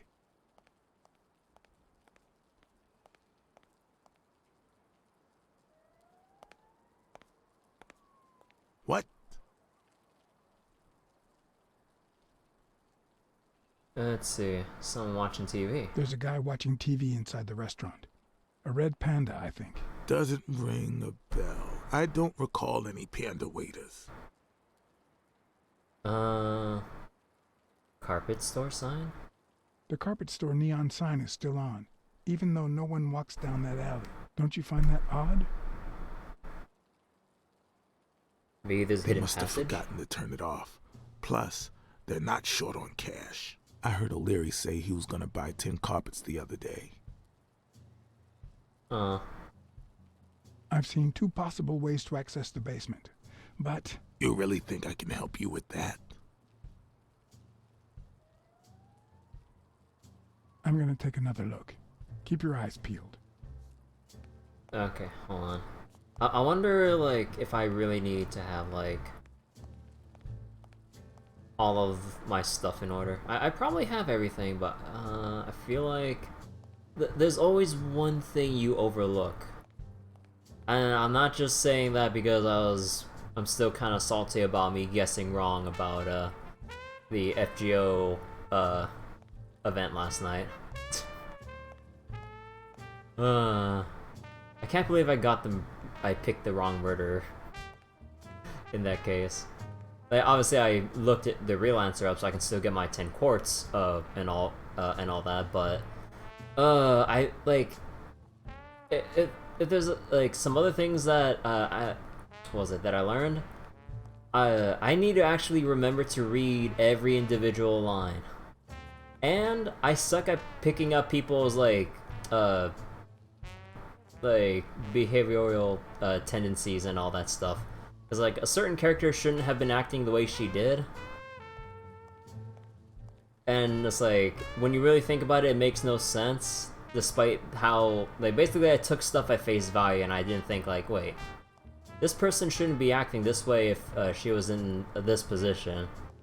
I'm kind of keeping it vague still for spoilers, even though I already read the event and stuff, but yeah, I don't read into characters, or I don't like analyze them thoroughly enough to like pick up on key hints.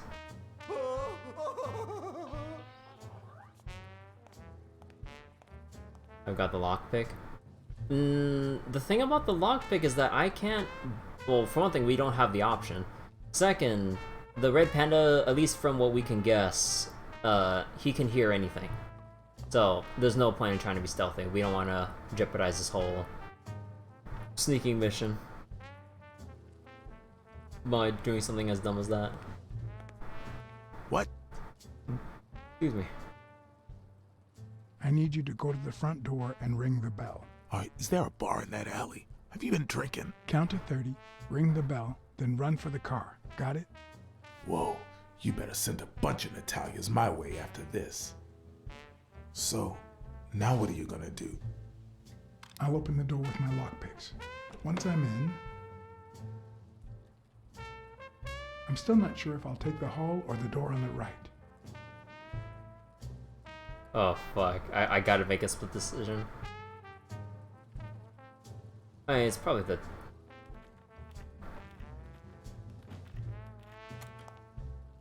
It's probably like the door on the right.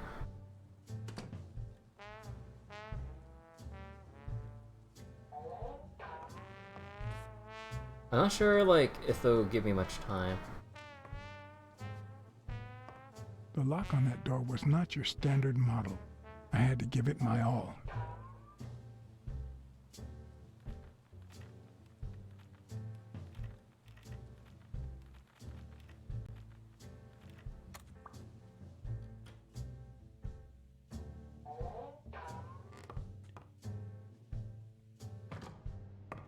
Yeah. I kind of wonder how much you'll mess up if you go down the hallway.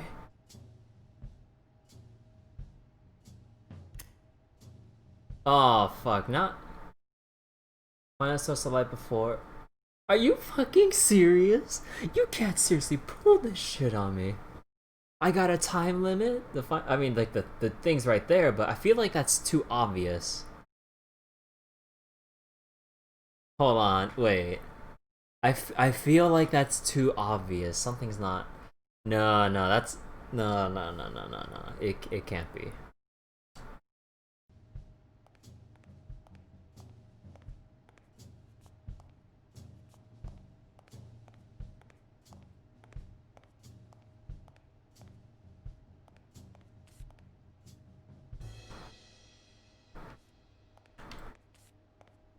God.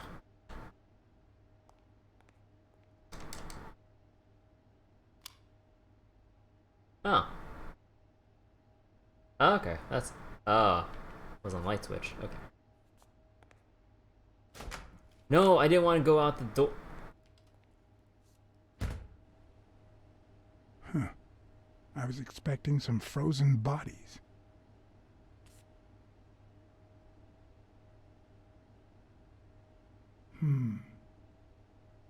Oh, something behind there.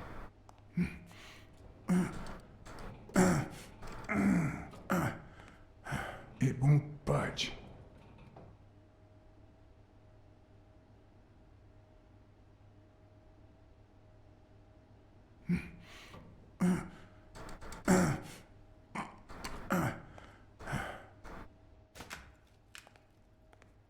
Oh, I have to retry for that?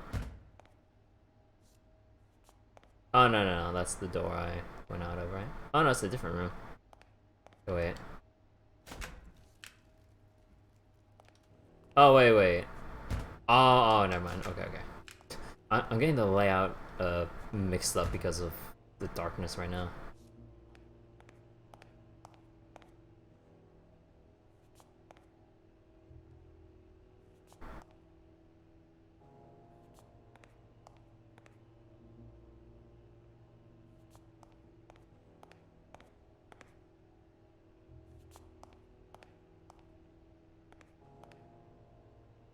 Are those from the store nearby? The rugs.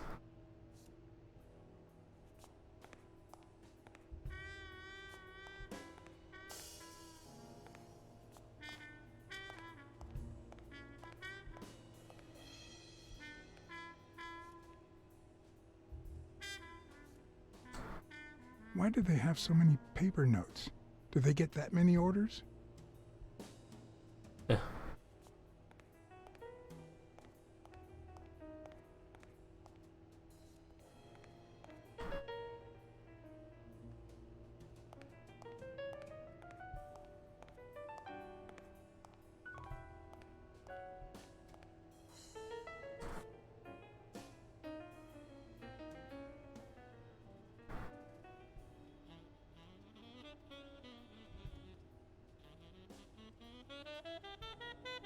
I think like turning on the lights would be a bad idea because once the red panda comes back, he'll see that the lights are on from the basement, and I'll probably get busted.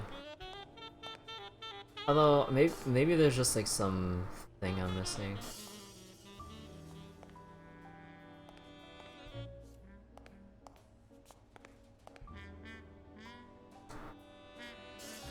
I could have used it to get in here. Although, maybe it's an even better way out. Okay, so... okay.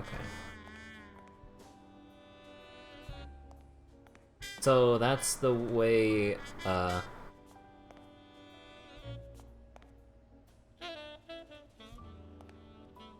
okay, so that's my way out.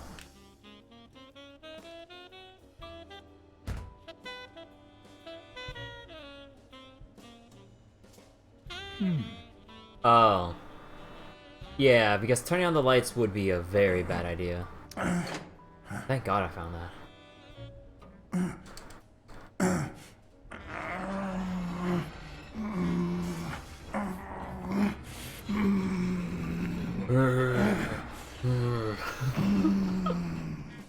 Deep breaths now.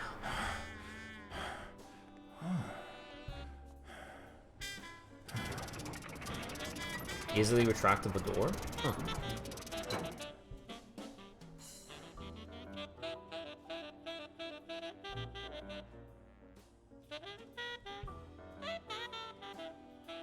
Other mixed bets. Yeah. Box. Huh.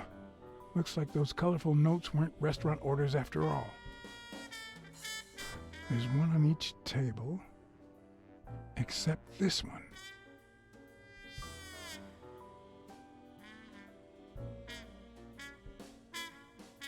Huh.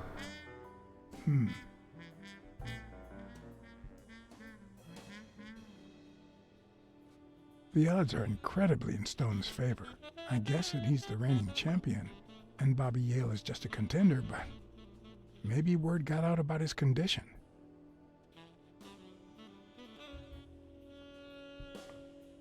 Word got out? Oh, because the doctor that snuck in now knows that he had a heart attack, so he has his health issues. So now they're probably using it to, like, maybe influence the odds? I don't know. Midnight. Okay. Does O'Leary have a network of pals? Chicago Mafia.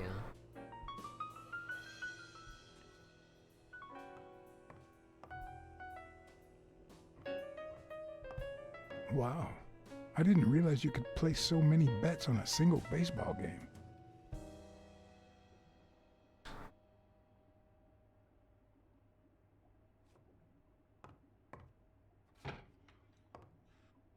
Wait, did I just hear something?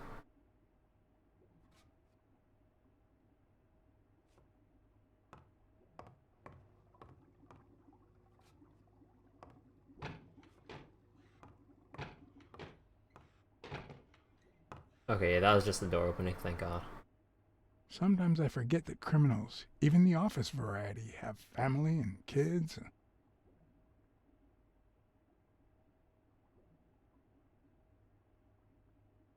Anyway, maybe things aren't so bad on the dark side. Oh wait, that's what it meant by that response? Oh my God, I didn't know what he meant by that response. Oh my God. Maybe that influences the personality traits a little bit, but oh my God, now I'm just like trying to tempt Blacksad.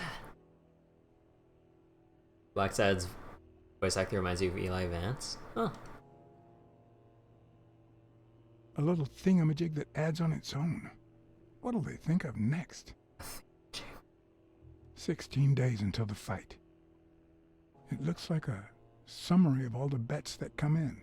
Day, amount, bet, wagerer. Wait a minute. Did O'Leary himself bet $5 grand on Yale?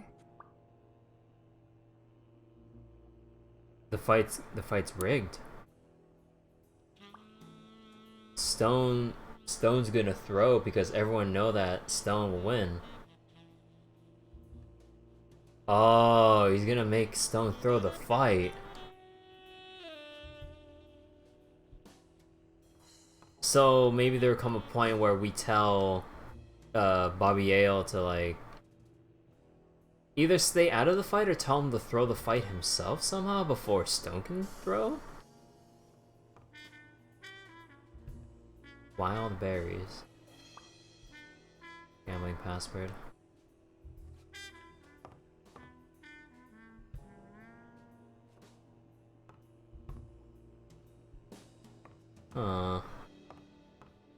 So we know they're rigging the match, so O'Leary can make a crap ton of money.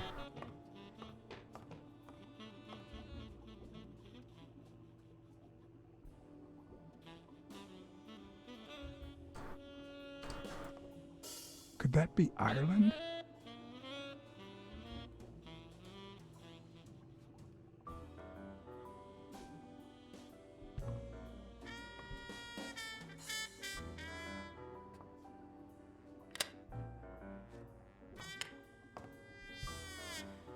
Oh, I didn't think I was gonna pull something from behind there. The painting concealed file after file of celebrity reports with all sorts of shady information. Blackmail. Ranging from S to Z. Rip the frames? Almost all of them were athletes. Is that what O'Leary I drop meant the when he frames? said that detectives and police officers were his friends?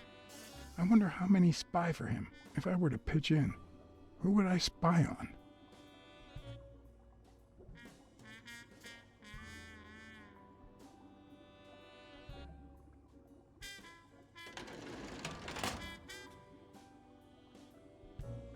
Wait. I'd say that's Ireland too.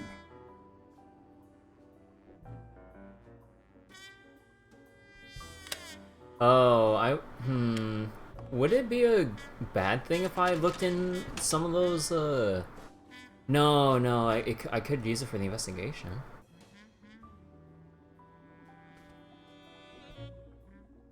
Yeah, I don't know why I think to not look, right? According to Stone's report, he was so clean, not to mention hard to corrupt, that O'Leary opted for a more subtle strategy. Apparently, when he broke up with the tennis player Helen Moore, he set her up with Stone. Lucky for him, they hit it off. As I put away the report, I stopped in my tracks. Oh.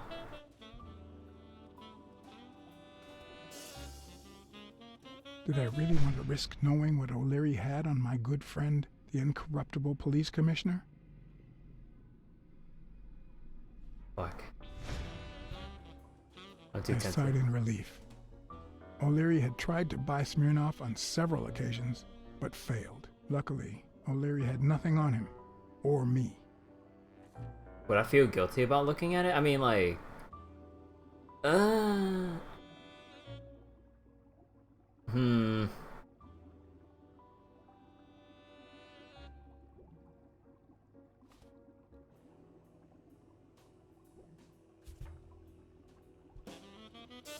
Thorpe had been a rising football star before the war, which he came back from with honors and decorations. After the truce, he resumed his career.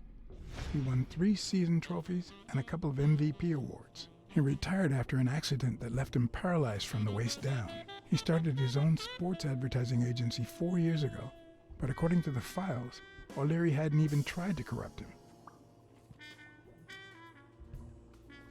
Alright, so Smirnov and Tim are clean.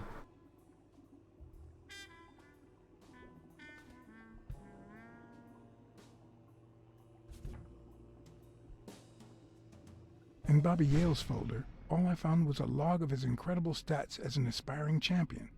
20 victories, 16 by knockout. Although, at the end of the report, someone had underlined one word several times. Untouchable. Untouchable for O'Leary? Because of Joe Dunn? Untouchables? Some...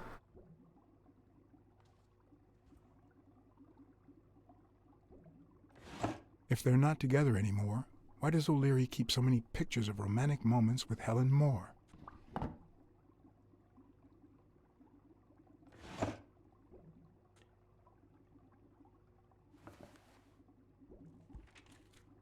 Limited edition copy 2 of 3. Wait. We listen, if you call it listening, to the sentimental romance. Your eyes act like the moon.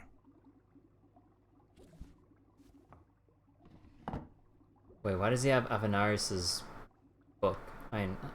Because we know that Bobby Yale has one, and now O'Leary has it. I wonder, like, maybe I'm not sure if I'm overthinking, but is there any other big connection going on here with those books? Because if there's only 3 from a poet like Avenarius, he's got to know something. A Crossler? The good news is, I don't need lockpicks to open it. The bad news, I didn't bring explosives. Hey, Ice Cream, how you doing?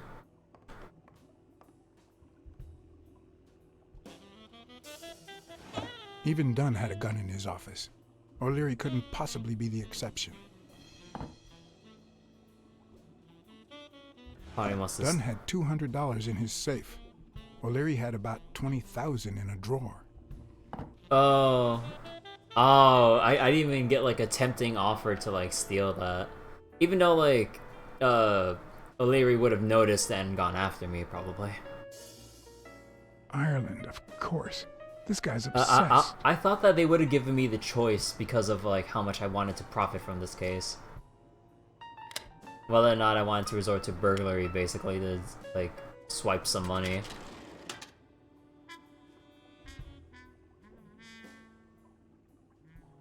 Okay, what about Frank? Well, sorry Weekly, but looks like I got some better info here. Cassidy's report was possibly the longest among all of O'Leary's files. Apparently, their rivalry went way back. So much so that they spied on each other in the most unthinkable ways. At least I was able to confirm what Yale had told me. Cassidy had threatened Dunn after he refused to join the managers' union.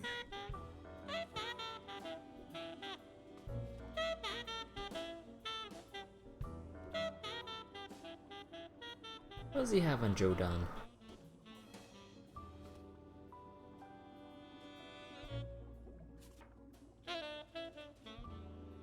Dunn's integrity was legendary, even in O'Leary's shady reports, just like Yale had said. Dunn had kicked one of O'Leary's men out of the gym when he found him snooping around.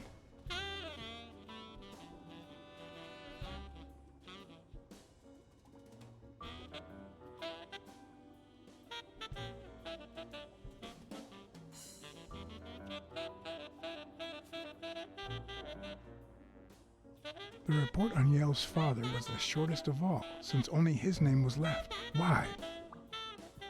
Empty report. Huh.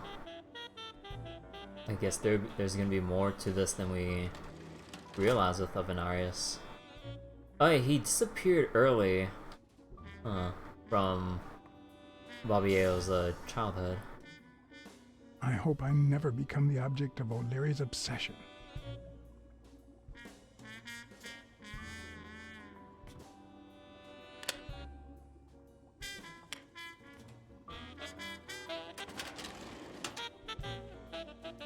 Luckily or not, files N through R included no one that I could somehow connect to the case.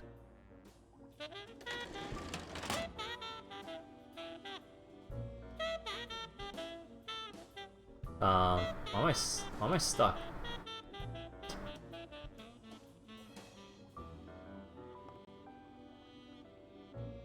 An actual catfish. Okay.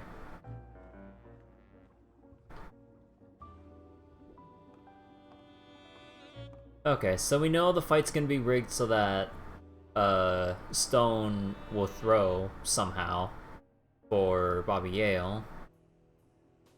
Although apparently he's clean, so maybe they're just gonna try setting something up to have him like not unintentionally have him take the fall without him realizing it? I don't know.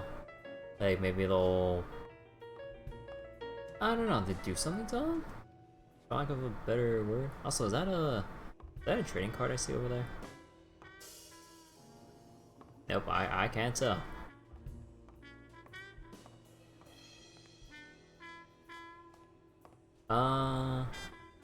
Wait. Is there something else I'm supposed to find here?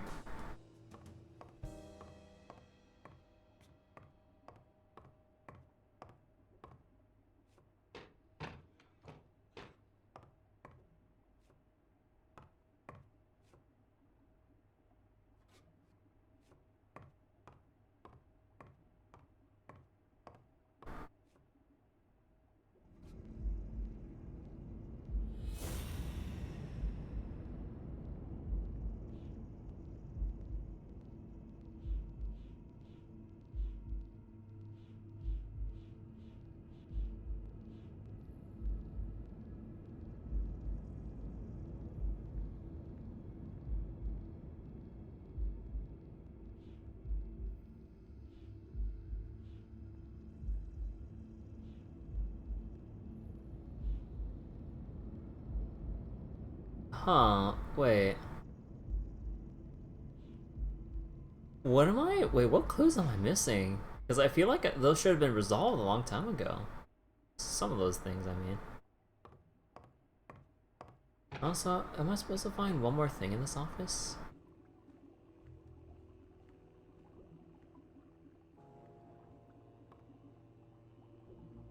Oh, I didn't investigate, this one here.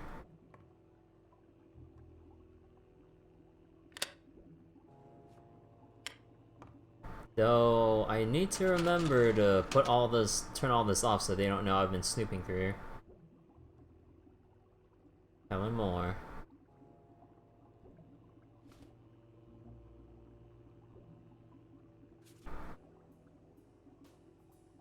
Helen Moore's file was, by far, one of the juiciest. She had been just a run-of-the-mill tennis player until O'Leary launched her career by rigging enough games to help her climb the ranking. However, O'Leary hadn't fixed any of her games in over a year.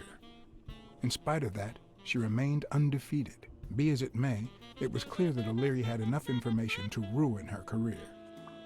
Oh. So she's good, but what got her to that point was...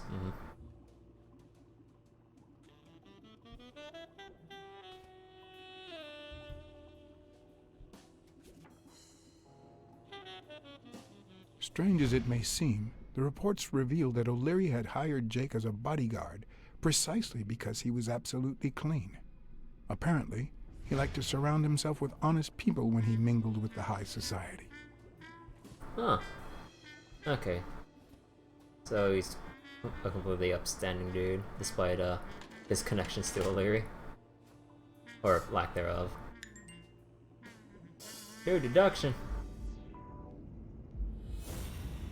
Oh, I love how we don't put our hand to our chin this time because he's holding onto the flashlight.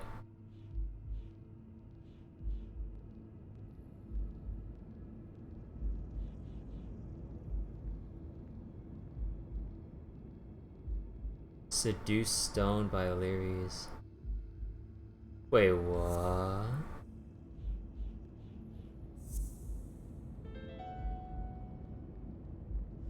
I'd say O'Leary has threatened Stone with ruining Moore's career.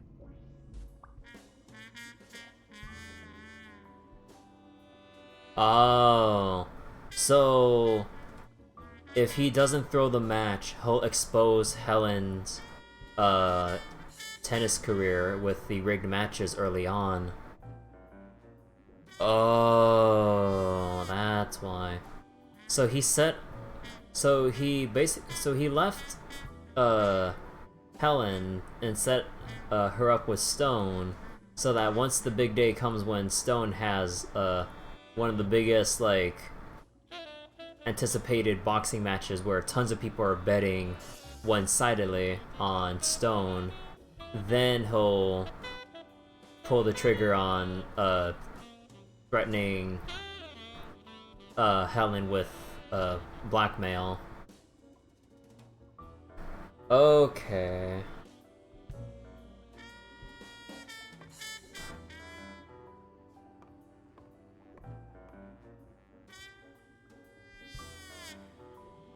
Is there any point to turning this on?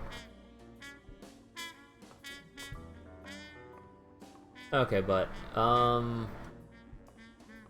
Blacksad, can I, turn off these lights?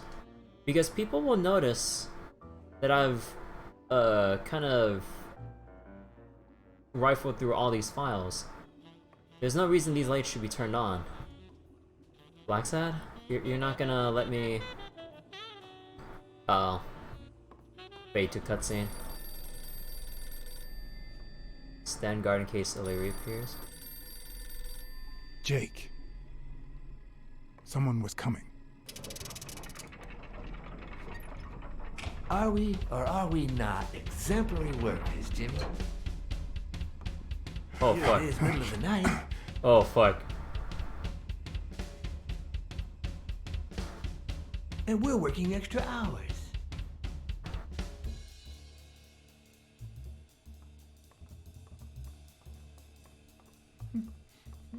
Hey, Jimmy, what do you think about that? I think he's scared stiff, Desmond. Why's that, Jimmy? We're giving you the red carpet treatment. We even let you in the boss's office. You're one lucky fellow. Oh, fuck. You can't say I don't treat you well, Jimmy.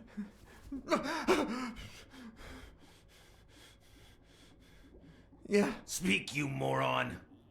Yeah, very well. Why are you... Shh. Calm down. How long have you worked for me, Jimmy? 3 months. 3 months. Oh, yeah.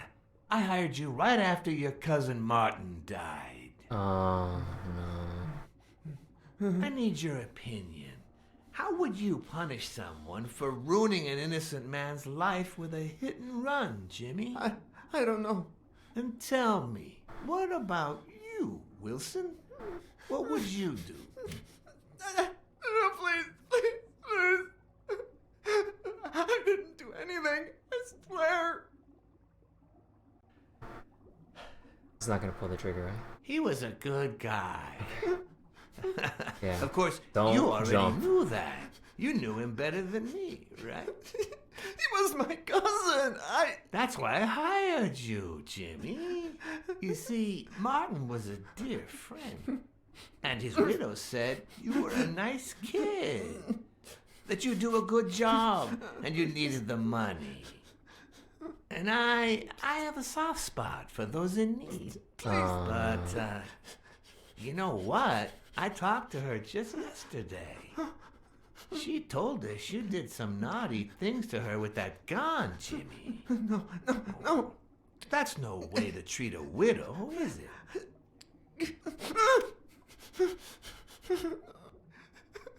She's lying. Why would I do that?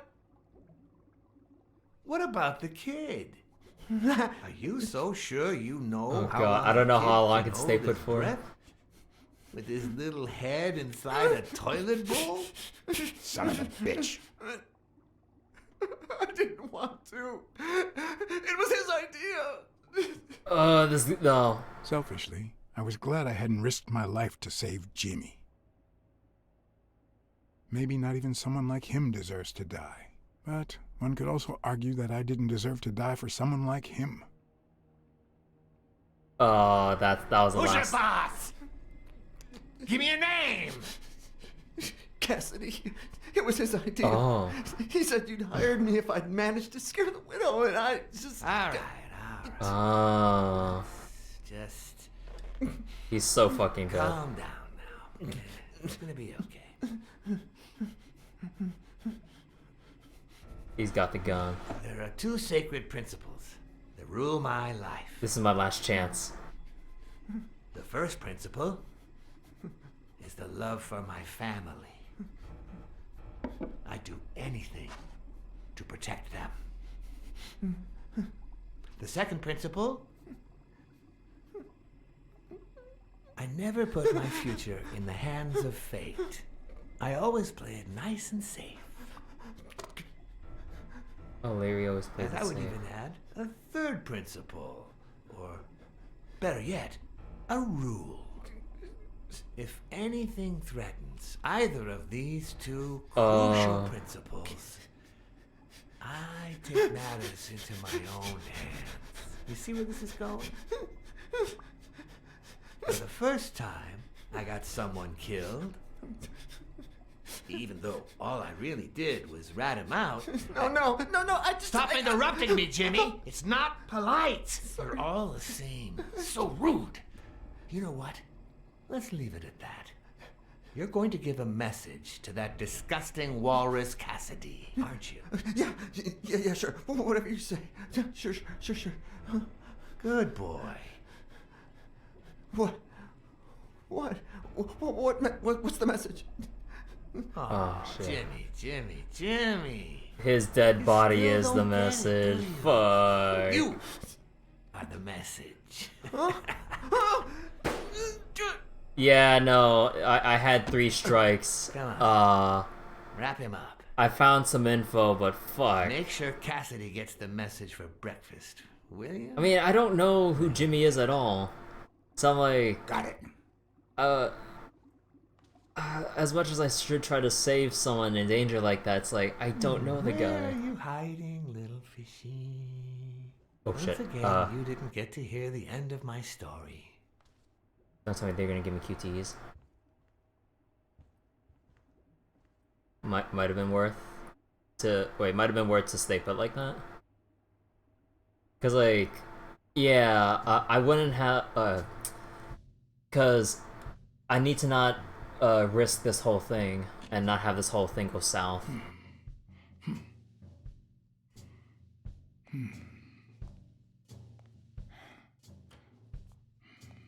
And I'm not sure... Oh. Hide.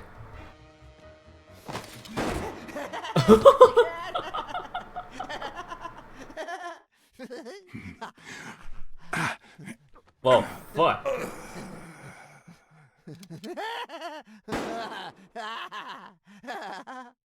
Yeah, I forgot. I forgot for that brief second. You can't hide from him. He picks up anything, so you have to jump him.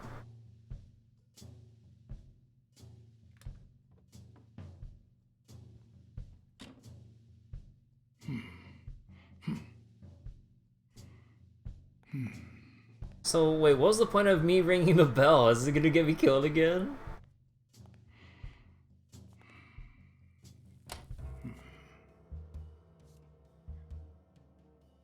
Okay, you know, let me kill myself again. What? Just where do you think you're going, putty cat?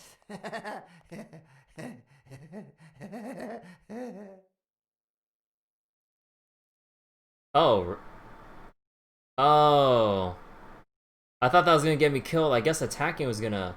2 sacred principles rule my life. Ah. The first is the love I feel for my family. Fuck, so I should have attacked him. Oh my god. Second, You I always play play it it safe. You think you're funny, don't you, Blacksad?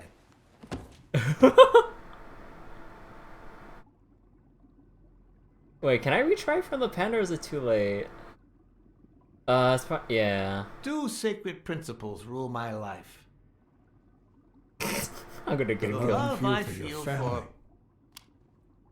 What is going on today?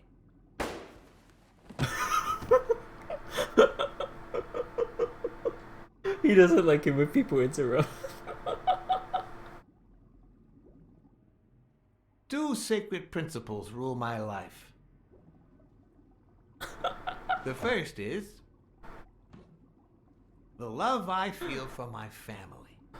So wait, what happened with Jake? The second,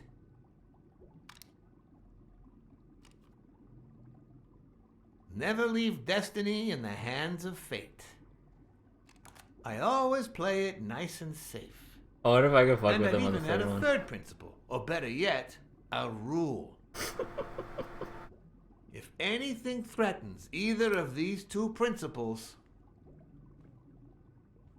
You I take matters into your own hands. Seriously, what just happened?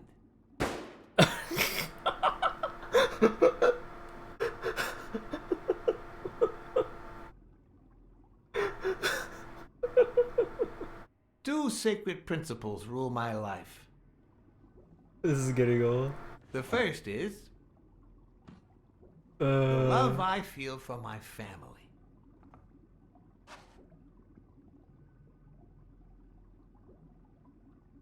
The second,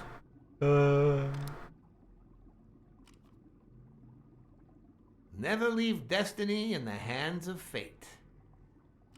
I always play it nice and safe.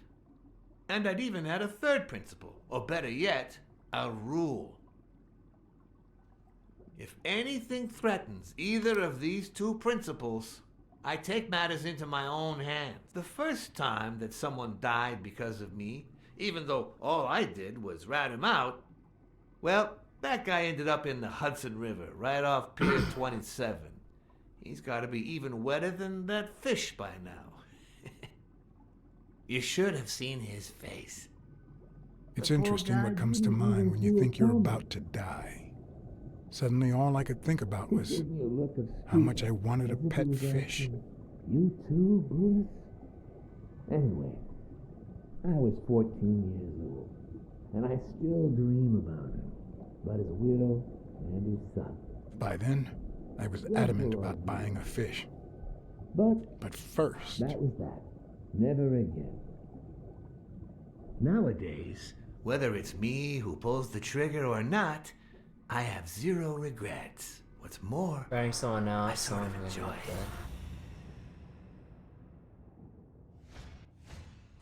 In case anyone had any doubts about who's the boss around here, I'll put my dirty feet on his luxurious table to prove that all of this is mine.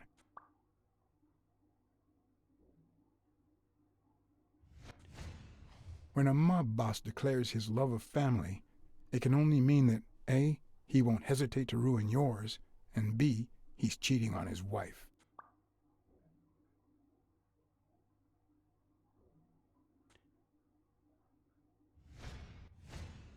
The guy never hesitates to pull the trigger.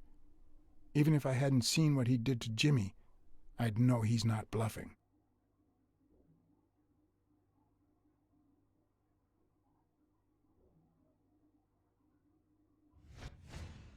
His pupils are dilated, and there's a slight grin on his face.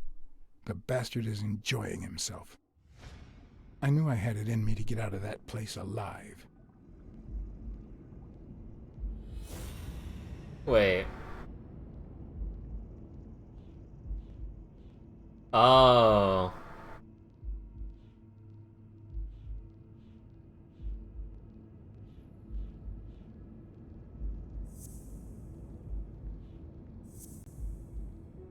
No. Threatening Stone with ruining career.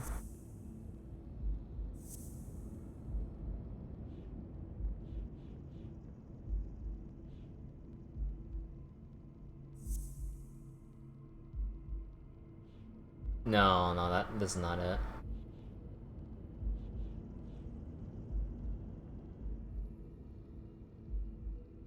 Wait.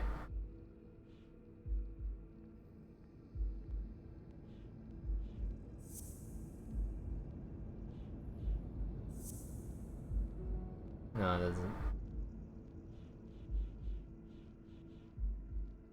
Mary's been to Yale's? Wait. Weekly... Okay, wait. What does the Colbert thing have to do with this? Oh, wait.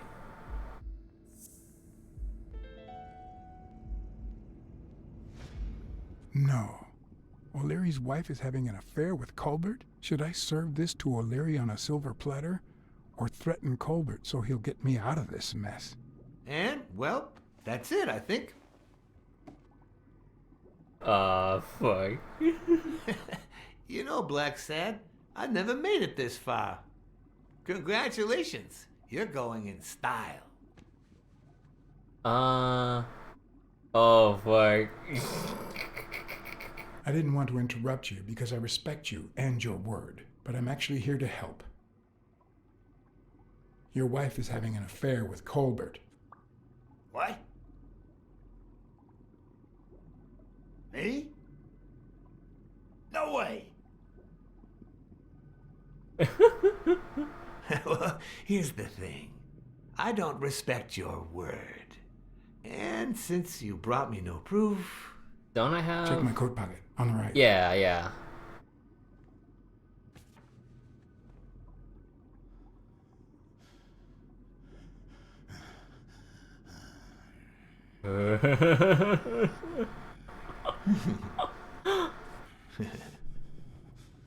Oh, Blacksad, Blacksad, Blacksad. Oops. Thank you very much.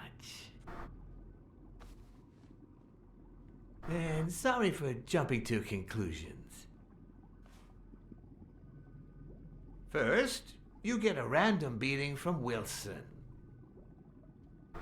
And now this. Although you have to admit, I had my reasons to be suspicious.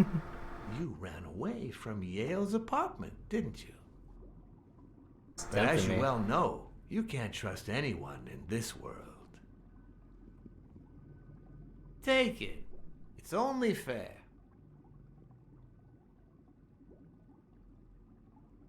Oh.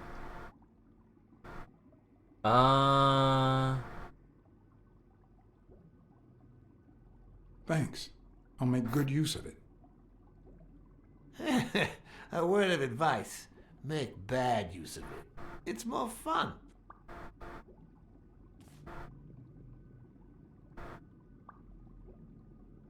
Yeah, I wonder how this will affect things down the line.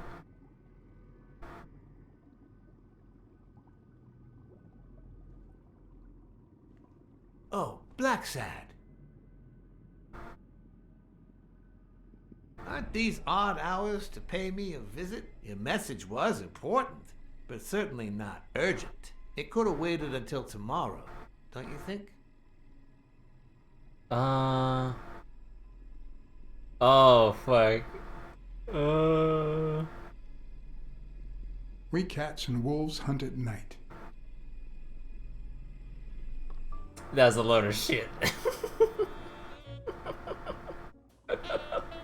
I don't know. Oh, I fucking got Colbert fucking murdered. I could have had him indebted to me for keeping quiet, but oh god, I don't know. I wish I was a noir fiction writer. At this very moment, I could write a couple of pointed, ironic remarks for the narrator to recount what I just lived through.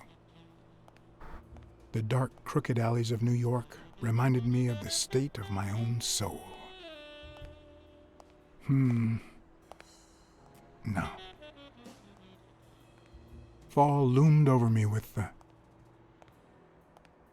Fall struck me with the full force of my long-lost youth. Nah, not that.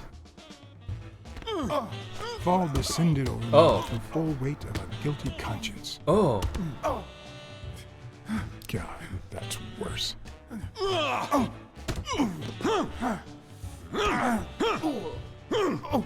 Can I? Oh. Fucking badass.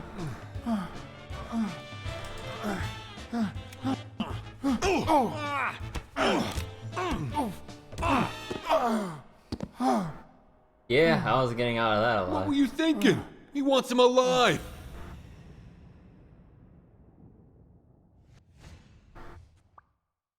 Two thugs try to scare me into leaving the case, one was trigger happy. I felt fall seep through my bones like the pain of a good beating. Mediocre, but appropriate.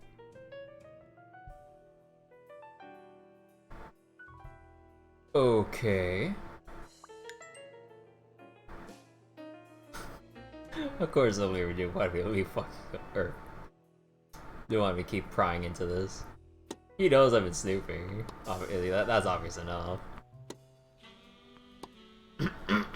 Excuse me. Against all odds, next morning I got up bright-eyed and bushy-tailed. And I had my kind, unknown assailants to thank. The beating had taken its toll, but for the first time in months, I had slept like a baby. Oh, come on, Helen, focus! All right, take 5. We'll work on that double backhand later. FBI, open up.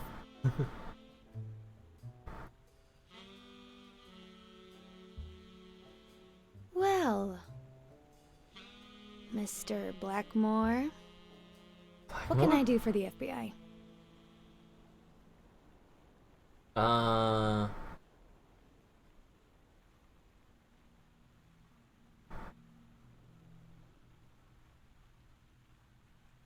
Cooperate with law enforcement.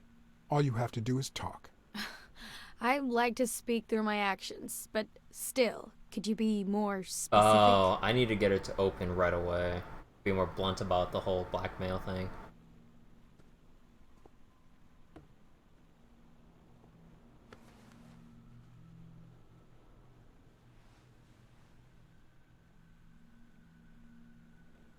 Hopefully this is out of earshot of the other guy. Maybe if we could speak in private? Alec! Coming! We're not... Oh. You've got 4 minutes, Mr. Blackmore, so... make them count.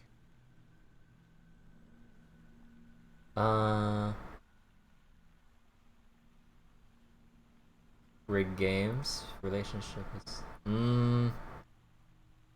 We're aware of at least 6 rigged games during your first year as a professional player. And? You won all of them.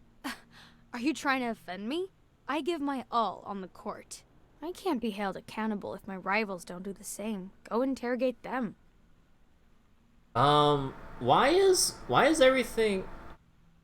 Excuse me, what happened to the color? Guys? What happened to my game? Just a visual bug. They say you're currently involved with Al Stone, the boxer. Is that correct? Wow. The FBI sure knows what it's doing. So, out of the 100 million Americans who know about that, who did you extort to get such highly confidential information? Don't beat around the bush. We know why you're with him. Oh, so you like his biceps too? Desmond O'Leary asked you to seduce Stone. Why? What? No, I met Al by chance at a party. A party hosted by Desmond O'Leary. No, that can't be. No one is that shrewd. Not even him. Damn, I hate that bastard. Well, I got something out of her. Wait, what's this about contraband? Wait, what in the files that I read talk about contraband? Huh. We know about you and Desmond O'Leary. Wow, your sagacity never ceases to amaze me. Wait, I get it. They must wrap your FBI sandwiches in gossip magazines. The thing is, well... You see, I'd love to wipe out that part of my past, but whatever. Do you have any regrets? Ads pay more than trophies. Can you believe it? Being associated with such a shady character could only damage my reputation. Trust me, never get involved with a married man. Anyway, at least now I know why you mentioned the rigged games. I can't blame you, Mr. Blackmore. I understand why I seem suspect. Although I doubt the FBI would ever get this involved in a sporting scandal. What do you really have against O'Leary? And please don't say illegal gambling.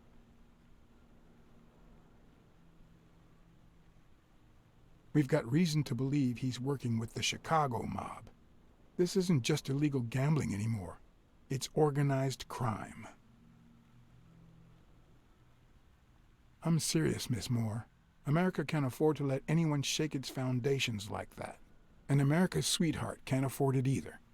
Help us out. Talk to us. And why should I, Mr. Blackmore? What do I stand to gain or lose? Oh, fuck.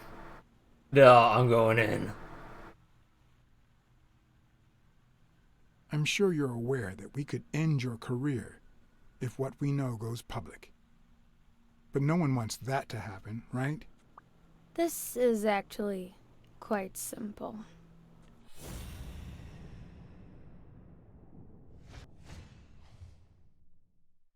I loved you now and forever.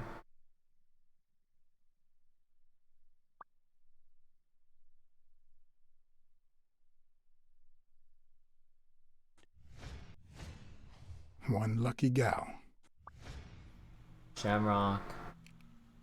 You have a light, sir?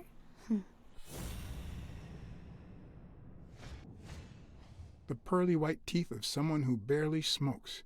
Am I making her nervous? She's shaking. Damn. I'm almost out of fluid.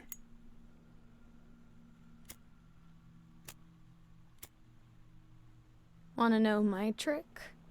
Go down to start, then up with it, and then down again.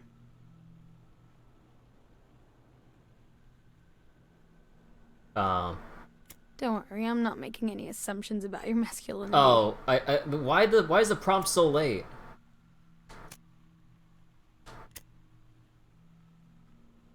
Like, it took forever for that prompt to come up. Are you serious? I don't know what you want me to say. You're trying to frame O'Leary, perhaps rightfully so, but I think you're barking up the wrong tree. Believe me, if I had the slightest... Come on, Helen. Time to work on your backhand. Let's go. Do you smoke? Oh my god, this is not helping my smoking addiction. Nice meeting you, Mr. Blackmore. So we burnt the whole bridge. Did you bring my water?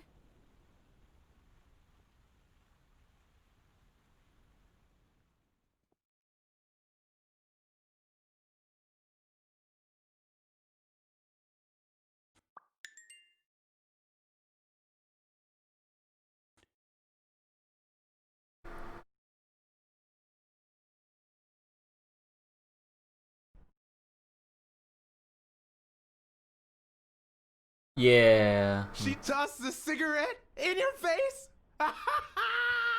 You're such a loser! Too bad I was busy chasing Cassidy. If that had been me, America would no longer have a sweetheart. So, what do you say, you and me, we change places next time, huh? Your turn. Now tell me, what did you find out? You're gonna love this. You ready? I've got news, but I happen to also have a Blacksad. He's off with that whore, isn't he? What? Who is... Oh, Mrs. Colbert. I told him I knew all about it. You know, after our chat, he cried and asked me to forgive him. He said he was gonna leave her, that he loved me, and it was over. But last night he got a phone call. He said he had to work, and he still hasn't come back. Nobody's seen him at work since yesterday evening. He left with her, didn't he? Tell me the truth. I can handle it. I don't know how to put this, but your husband is dead. He had an affair with his boss's wife.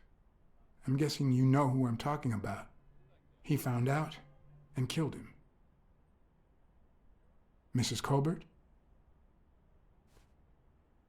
Yeah. But what just happened? Is there anything you didn't tell me? Maybe. But now it's your turn. Tell me about Cassidy. Come on, spit it out.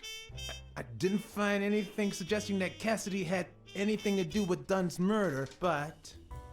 That's quite the tale. But I know Cassidy will be playing poker tonight with one Howard M. Farnham II, a Texas tycoon looking to get his claws on the boxing business. I also know that he and Cassidy have never met in person, and that Farnham, who's staying at the Balford Hotel, hasn't left his room. Apparently, he spent the night with 3 bottles of bourbon. So he's knocked out cold. Here's my incredible plan. I'm gonna impersonate him. Go to the hotel. I'd knock him out, and then take his place in the poker game. That way, I'll get Cassidy talking. What do you think? Incredible, right? Didn't we agree that you would handle Helen Moore while I dealt with Cassidy next time? No?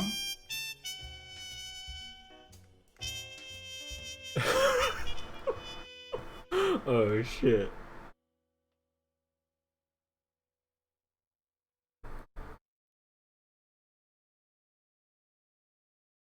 God, I wonder how. I really wonder how fucked my game is. Oh my god, I still can't believe a lot of these decisions I made. I really wonder if I should have attacked the red panda guy, so I can just knock him out and book it, assuming he doesn't shoot first.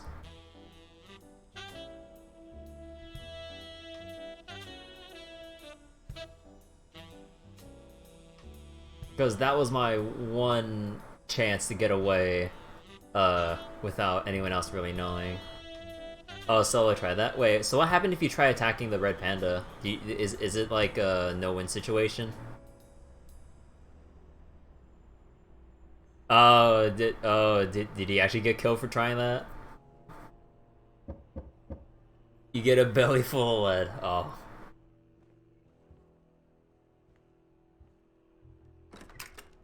Oh.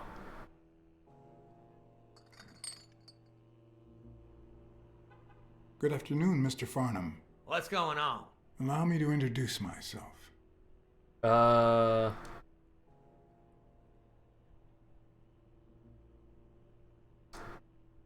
John Blackmore.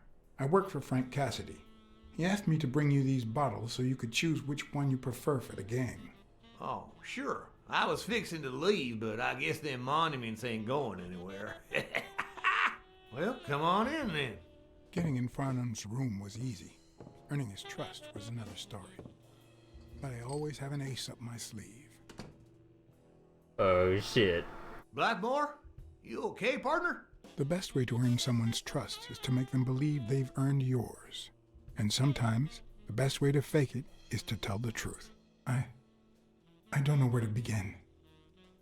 Oh.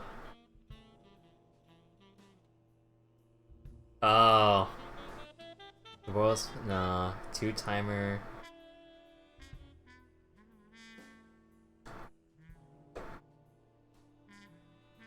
I accepted money I don't deserve.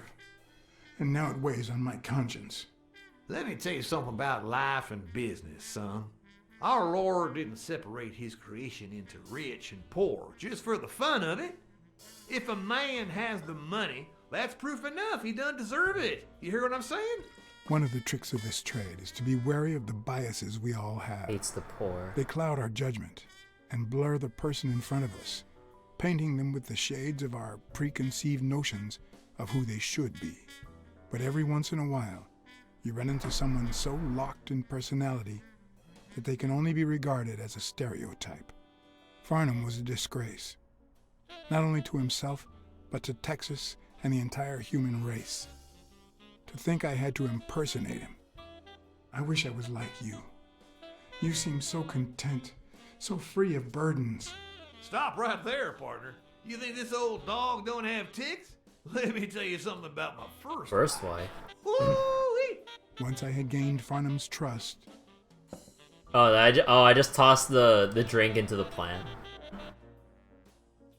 The hard part was deciding what I needed to know to become him, and not get myself killed.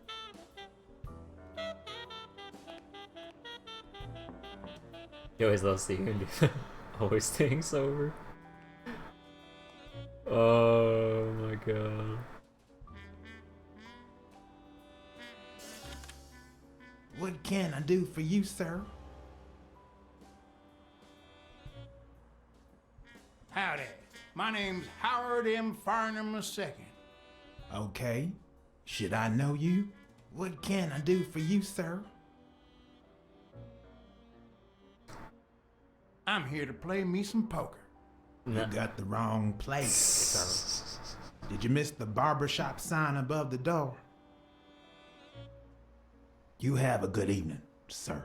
Yeah. Wait, Is there a retry? I wonder.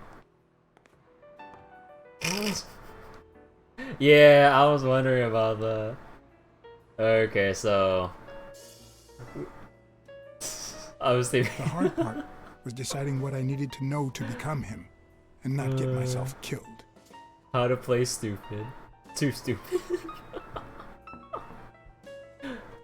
Yeah, because obviously you need to keep this discreet, and I did it. Always got to be vague. What can I do for you, sir? Farnham was one hell of a drinker. I had to get the information out of him before he drank himself unconscious. Otherwise, I'd have to find that information myself. Can't hold his liquor. Find the request. Oh, fuck. Oh, fuck. Are you serious?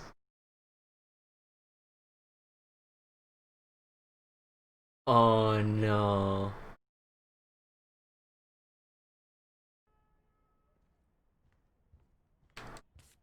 No, I don't care about that.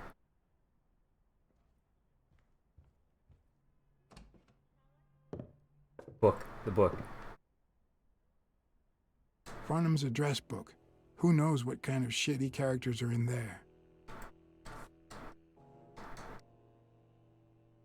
Farnham's address book. Who knows what kind of shitty characters are in there?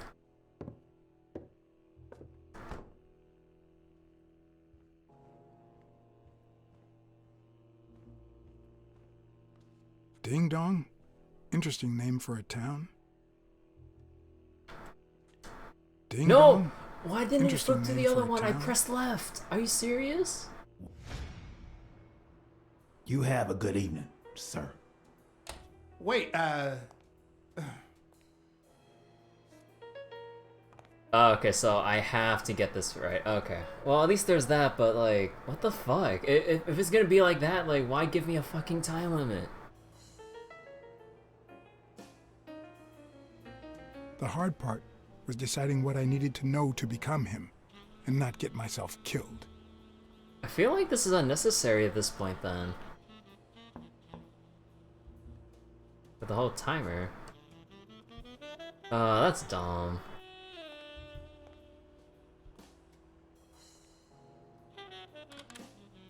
What can I do for you, sir? Farnham was one hell of a drinker. I had to get the information out of him before he drank himself unconscious. Otherwise, I'd have to find that information myself.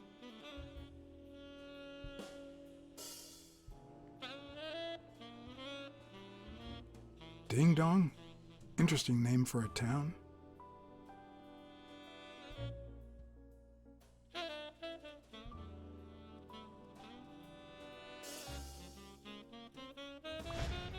Vietnamese shave. Yes, I got a Vietnamese shave last night. Oh, please, come in.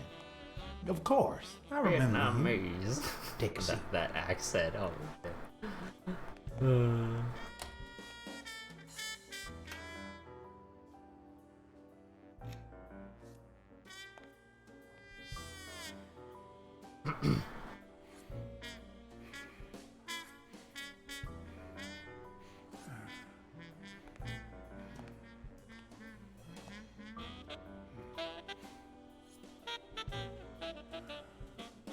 I'm sure you'll understand we can't be too careful. Our host has many enemies, and someone has to keep them at bay. I understand. Sure, I get it. I'm glad to hear that. Now, please answer my question. How much does it cost to get yourself a clean Vietnamese shave? Oh, fuck. Then, sure enough, Booze put the nail on the coffin of my first marriage. You know, the wife that called me cheap. Thank you for those, Bob Drop. My second marriage, too. You know what I did to her daddy? Same old with several mistresses. So I decided to stick to my guns and only deal with hookers. Even if I did end up marrying some. Alright, sadly, I think I gotta go mute I the feel mic. you, Mr. Or just Farnham. keep it down. So I'm going to be honest with you.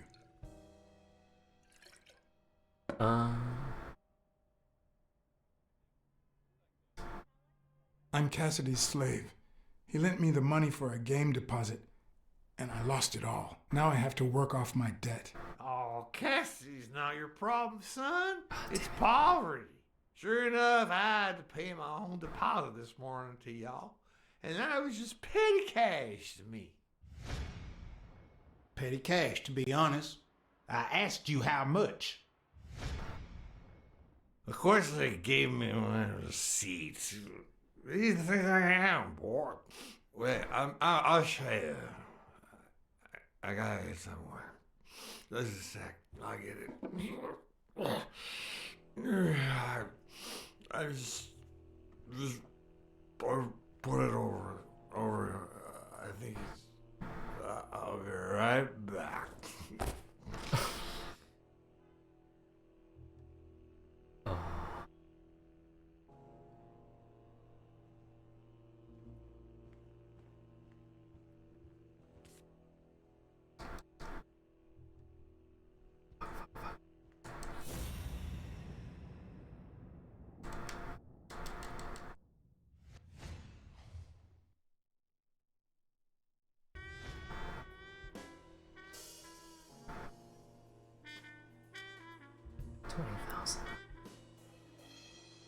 Why didn't you just say you had the receipt in your pocket?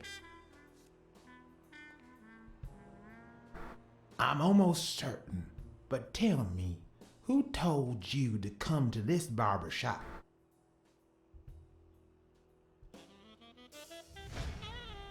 Let me tell you a little secret about my first wife, sonny boy. When I met that woman, she had no manners, no money, no... Who in the hell?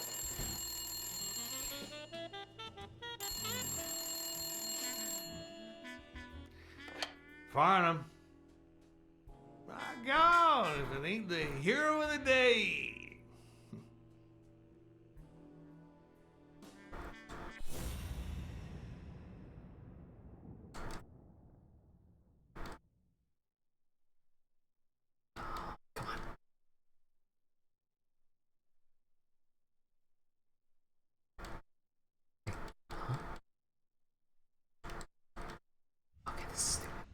It's not going to be easy to sound Texan, but I'll give it my best shot.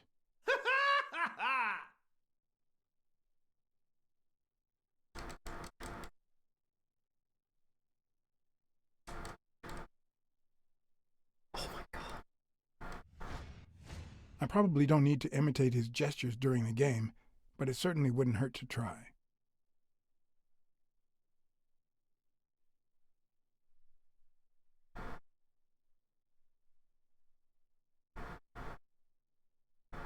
I'll be damned. This'll surely imbue me with the Texan spirit.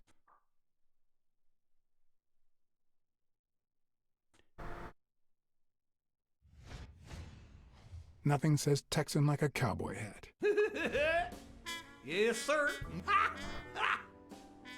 Sure enough, I'm fixing.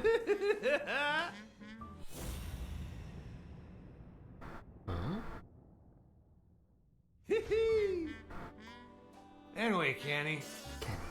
Thanks for fixing the game with Cassidy. Hey, Natty. How you doing? God bless you, brother.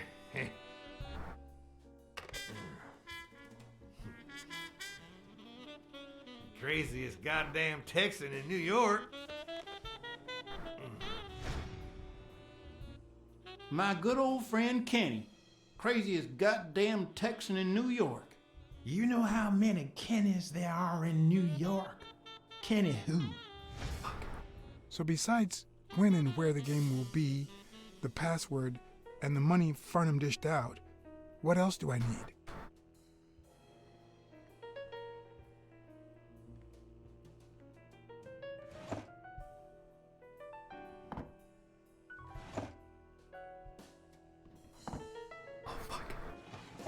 Not even a Bible.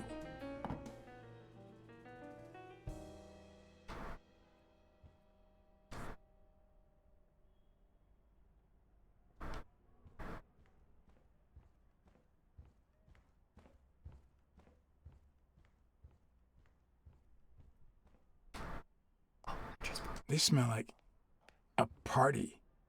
The address book.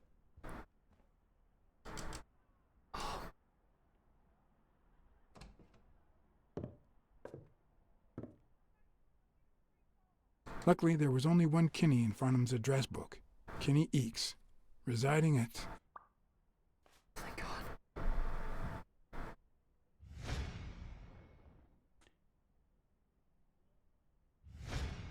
Cornell Plaza, Manhattan. Stunning penthouse. I'm not surprised. Mr. Eakes has excellent taste. Do you happen to know what he asked for the last time he was here?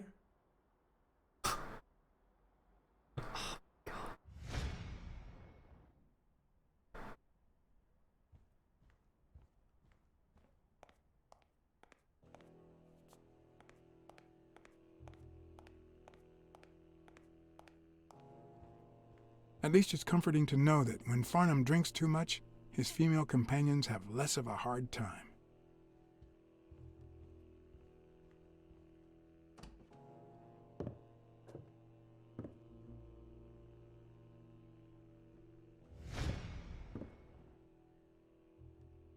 I'm so dead.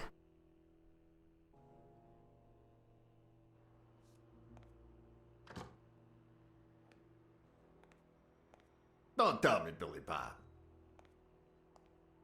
This here is my new friend Farnham. Am I right?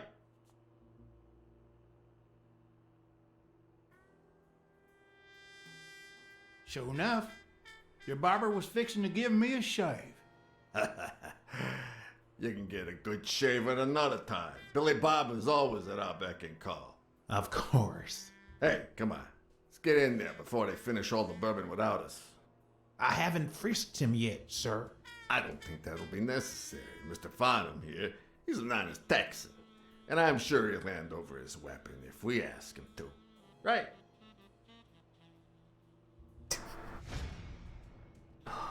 It's my God.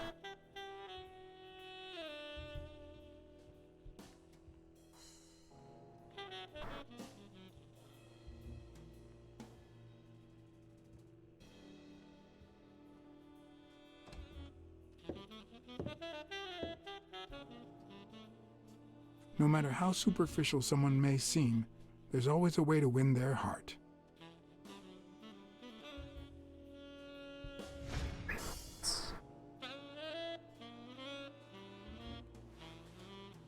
It'll be my pleasure.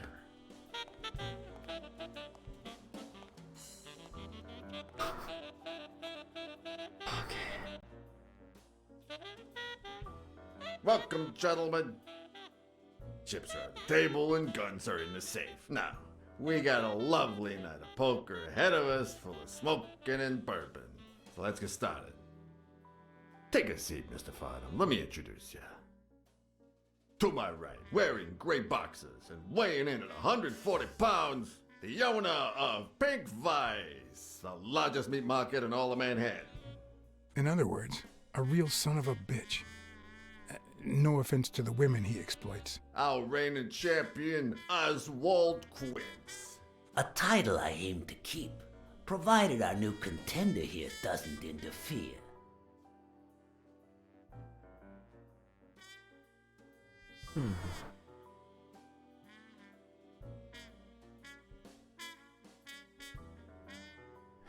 Sorry, partner.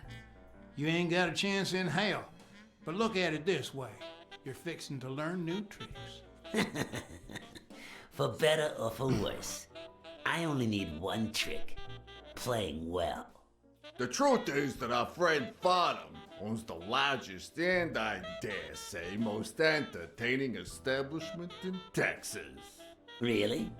So we're colleagues then? Yeah, you wish, Quids. He owns a casino. Damn. And it's not even in Austin or Dallas. It's actually in a little town called, what was it? Darn it. I looked it up the other day. Had a funny ring to it. I hate it when this happens. I thought they moved all Texan casinos to Vegas, where gambling is legal.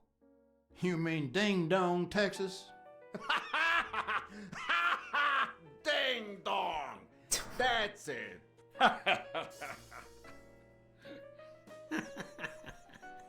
Who'd ever think of a name like that? Well, casino or no casino, let's just hope he doesn't keep as many aces up his sleeve as the late Ventimiglia, huh? Amen. To my left, wearing brown boxers and weighing in at 396 pounds. Frank, show some respect, huh? The hospitality tycoon, Polly. Not sure. Polly. No. Tycoon? I just own a small bar with pool tables. Clients drink close to nothing and play even less, but certain business transactions just couldn't happen anywhere else. Damn it, Polly. Why don't I know your last name? Because they took it away from me. You have no idea how good my ex-wife's lawyer is. Women, they even take our damn names.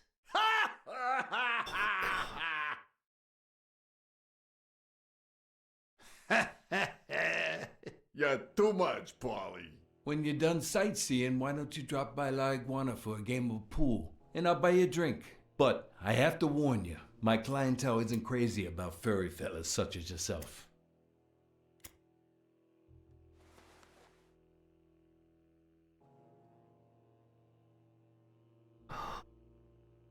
Thanks. I love me some pool. Perfect. It'll be my pleasure. You looking to start your own pool business, Farnham? This guy here wants to start a boxing association in Texas. And guess who he's turning to for advice? To be honest, several things got me worried, so I'd be much obliged for any counseling. So, what worries you?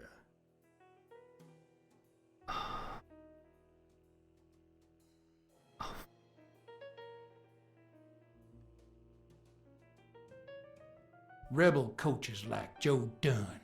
Oh, I see you done your homework. That bastard wouldn't accept the most basic rules. For example, banning boxers from official competitions when the managers don't belong to my association. Hey, don't get me wrong, I'm sorry for his death. But if they ever find the murderer, I'd be glad to pay his lawyer fees. Billy Ma, bring out the bourbon. We're drying up here. I'll deal. With a fresh deck, of course. We respect traditions in this establishment. Poker is as boring as it is simple. All you need to do is read people's faces. And even the worst detective has that trick up his sleeve. The real issue is knowing what to play for when there's much more than just money at stake.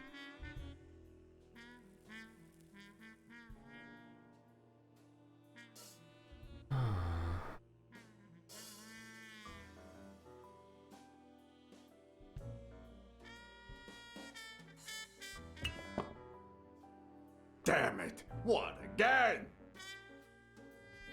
How many games have you won, Farnham? Mark my words. Farnham will be calling his wife before the night is over. Ha! Oh, hey, by the way, did you guys hear about Kenny's wife? Pretty tragic, huh? What happened? Oh, plain bad luck. Hey, but Farnham, I'm sure you know more about it than I do.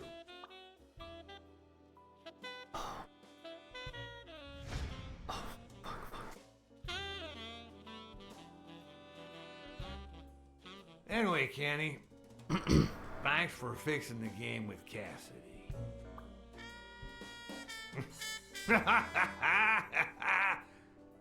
God bless you, brother.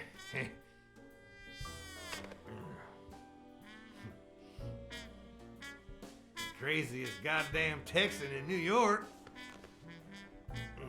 And the poor fella's already got enough on his hands now that his wife... How do you know that funny Texan? He's an old pal. Moved to the East Coast years ago.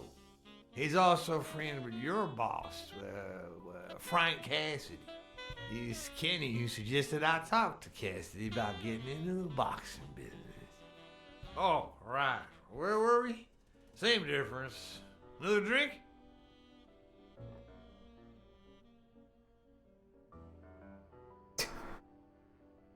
Come on, tell me. Oh, seriously, where were we? All right. We were fixing to have another drink.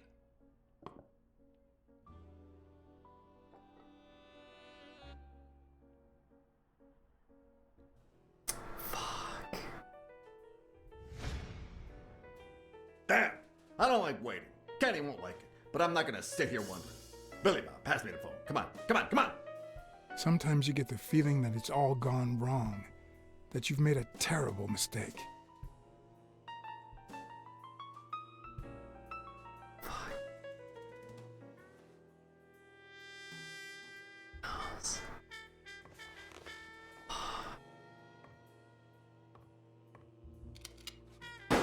Sorry, did I say sometimes?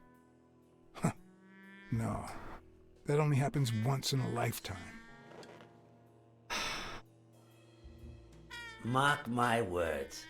Farnham will be calling his wife before the night is over. Ha! Oh, hey. By the way, did you guys hear about Kenny's wife? Pretty tragic, huh? What happened? Oh, plain bad luck. Hey, but Farnham, I'm sure you know more about it than I do.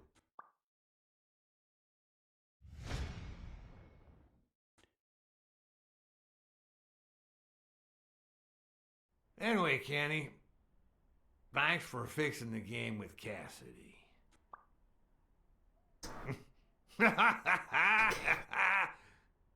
God bless you, brother. The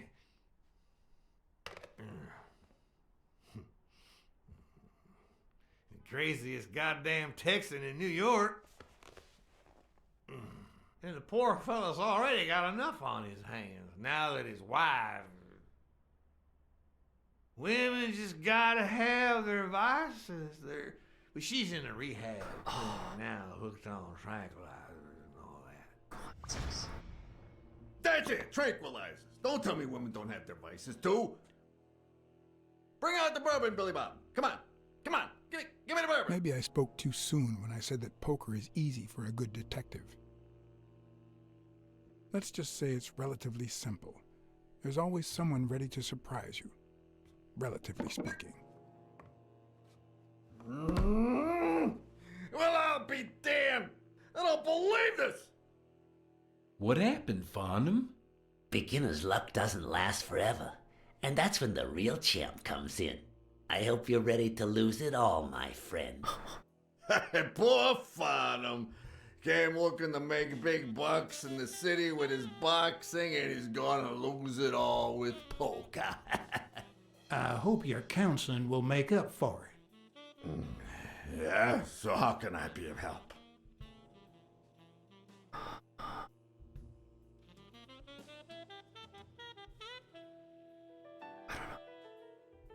Homicidal boxers like Bobby Yale. Ha! That's some piece of news, huh? Hey, I don't know if he did it, but the real problem is that the fight against my champ Stone might not even frickin' happen. The good news is that I've almost convinced the governor to let him out of prison on the day of the fight. Under police escort, that is. I bet you the audience gets a kick out of that. Those there athletes hooking up with each other, like Al Stone and Helen Moore. I see you subscribe to What's News. Yeah, my star boxer, the reigning champion. He's having an affair with America's sweetheart. Hey, I got nothing against those two idiots falling in love. Don't get me wrong, But it's taking a toll on his performance. I don't think he'll lose against Yale, but I'm starting to worry a bit. Come on, let's steal another hand before Quince accuses us of trying to break his winning streak. Ain't gonna happen. Gentlemen, I suggest you never tell your sons about this game, unless you want to lose their respect. Wait, you mean our sons actually respect us? I hear you. There's no way to set boys straight these days. They don't even respond to a good old beating.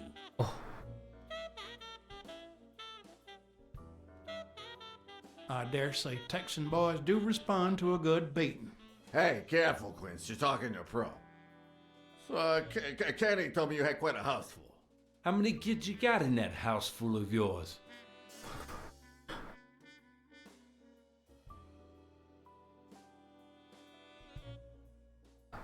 See you later, Bob John. What's that talking about? No. That son of a bitch was about to choke on his own vomit. If I'd been a communist, perhaps the vision of a millionaire choking on his own vomit would have made my day. Even so, I doubt I could have just stood there and watched him die. Unfortunately, I didn't break a sweat trying to save him.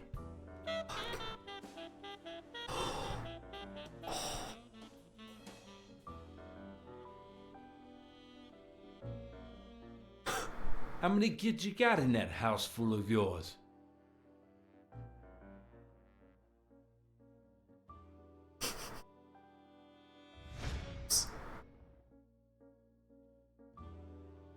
No, that son of a bitch was about to choke on his own vomit. If I'd been a communist, perhaps the vision of a millionaire choking on his own vomit would have made my day. Even so, I doubt I could have just stood there and watched him die. No, deserving or not, the man would live.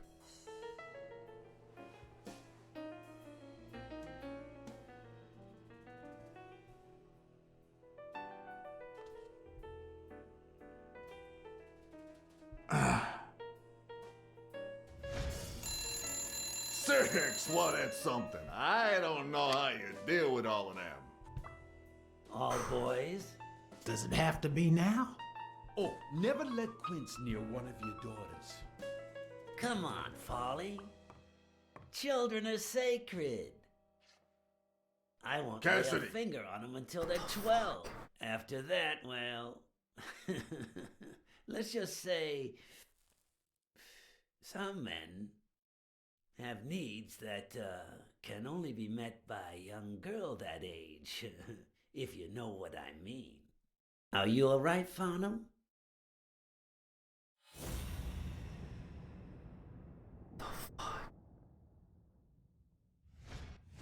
That damn eagle represents the lowest scum of our society.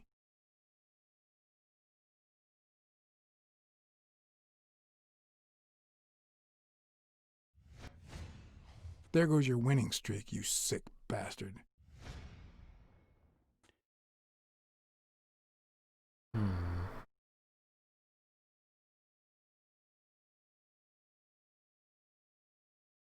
Sooner or later, the police are gonna bust your ass.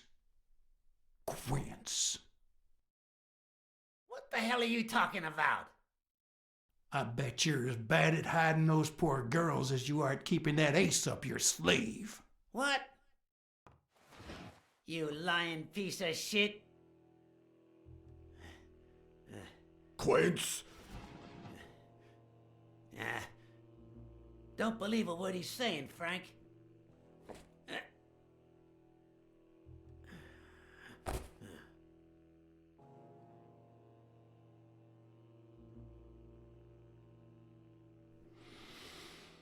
Don't you dare call me Frank. Billy Bob. It's 500 more. For washing up. It's a deal.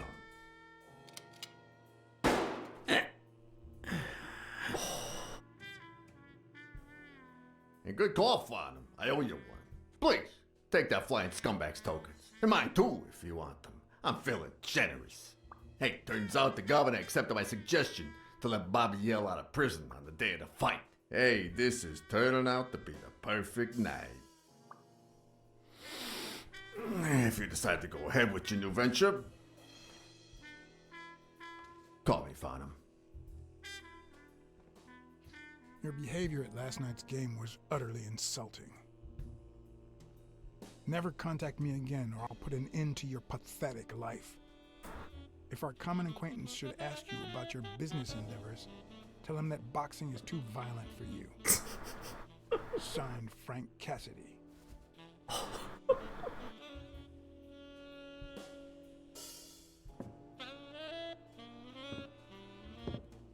ruined his career.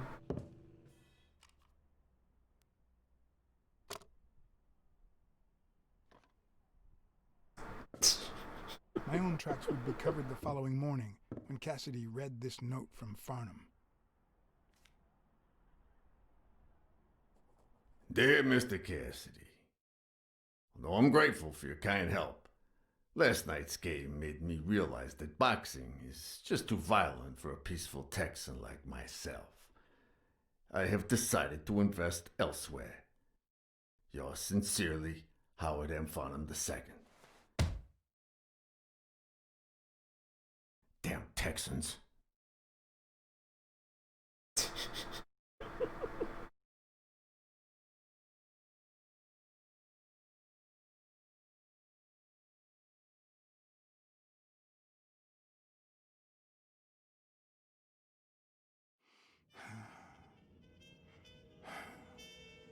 Oh.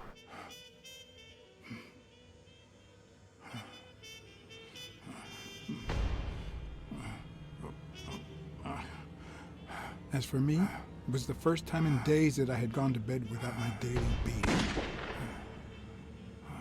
A real shame.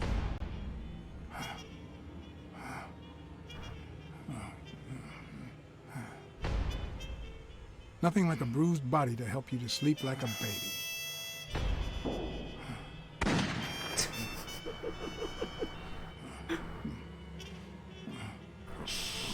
Maybe I should have given myself a beating.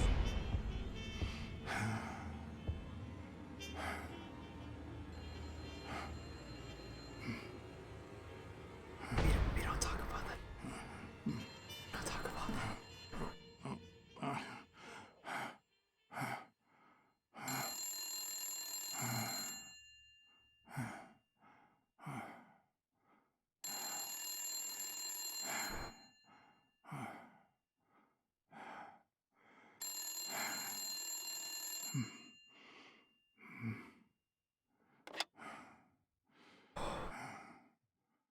Blacksad. Finally, I need you at the gym now, please.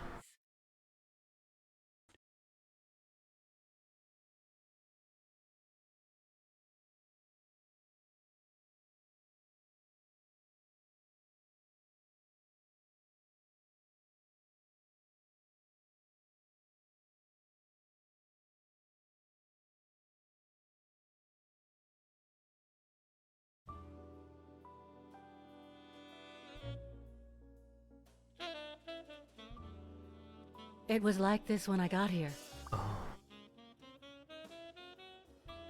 When did you get here? I've been calling you for over an hour. Calm down. I'll take care of this. Had you already finished looking through these papers? I wish. Well, I guess you'll enjoy sorting all this again.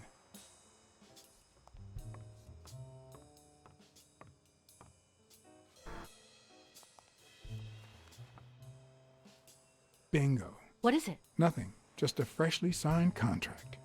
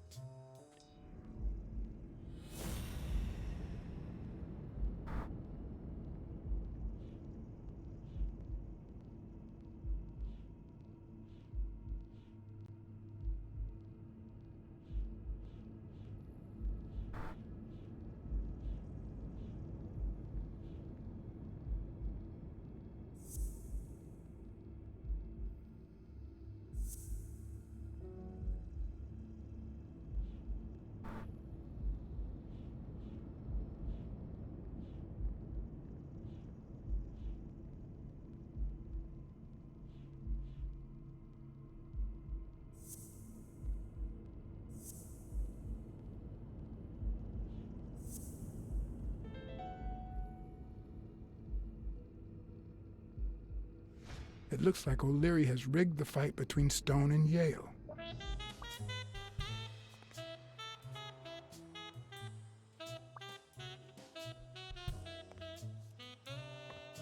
Come on.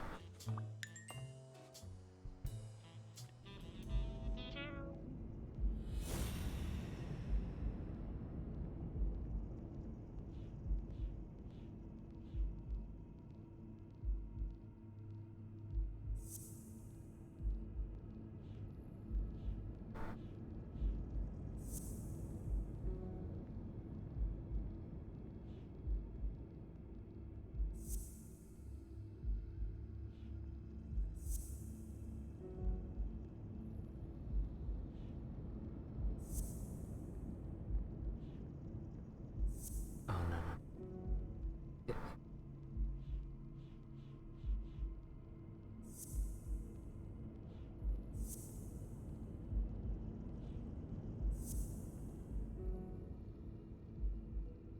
Hmm?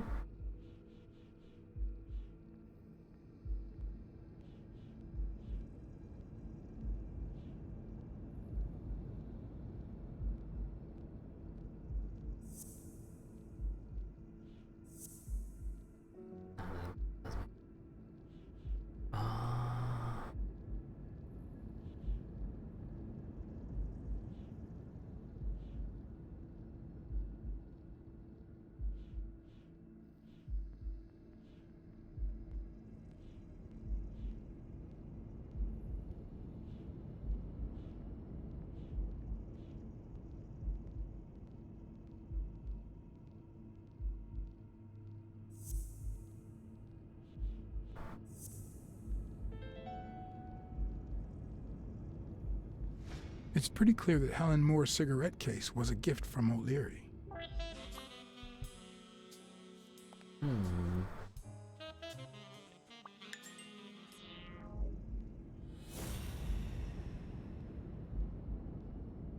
Oh, God.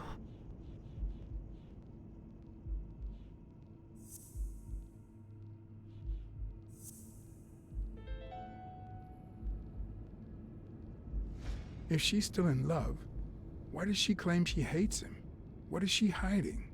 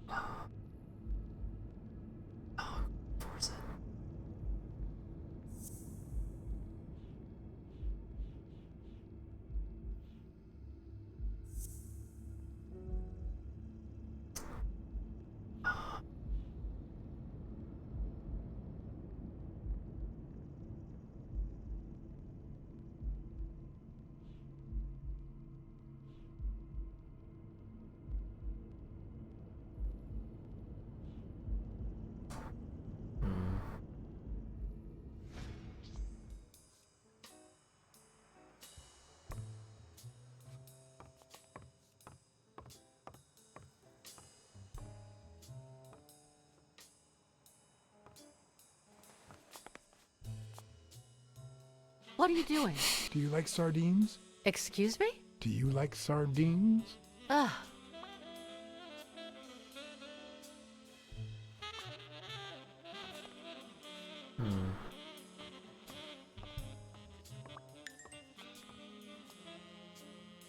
Really?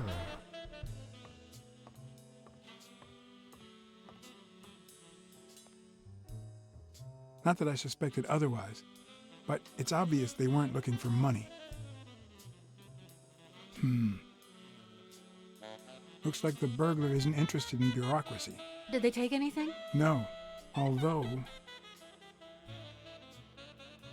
When you went in the hospital room to get your purse, did you get the gun as well? Yes. Isn't it there? I put it back. I'd rather not go through that again.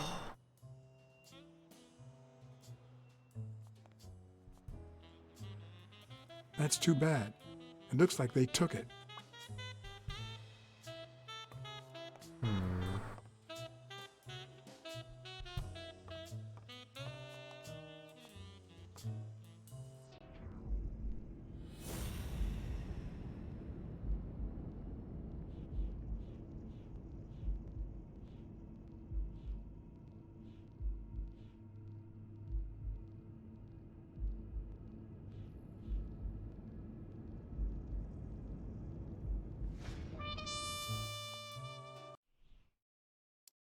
Let's see.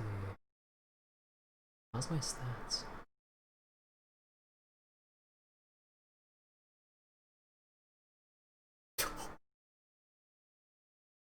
I'm making money.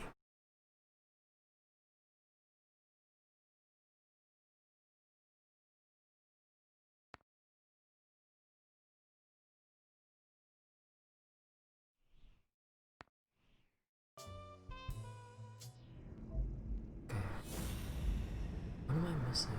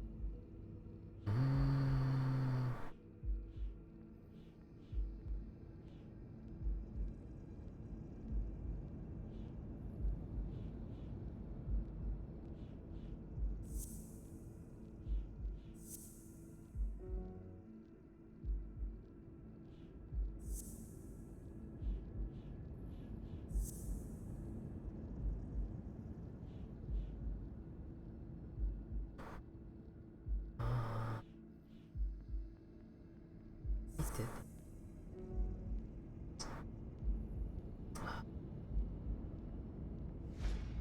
What am I forgetting?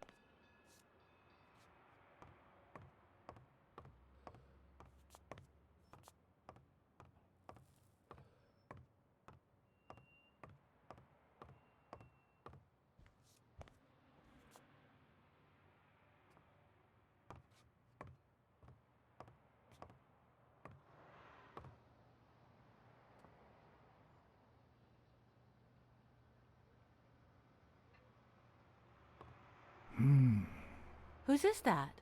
Mary Purnell. You think she did this?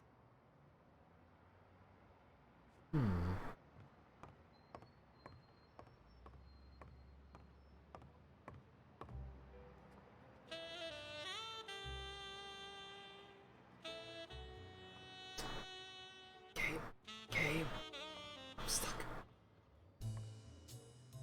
Come on.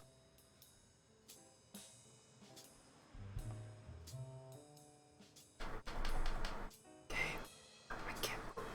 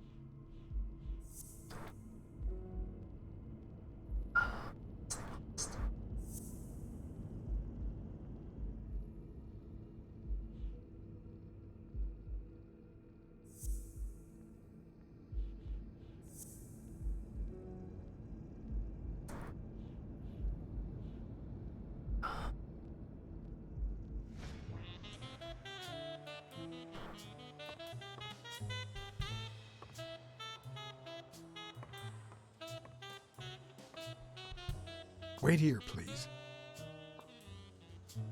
What deduction am I missing? What am I forgetting?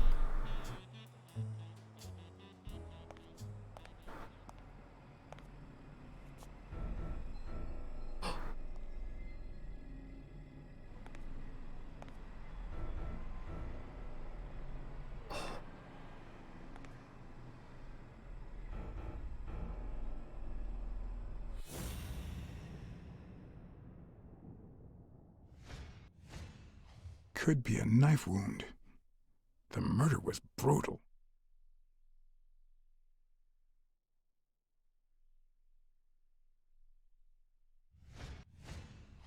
If I were you, I wouldn't quit. Trust me, it might be painful at first, but time heals all wounds. Why did you listen to me?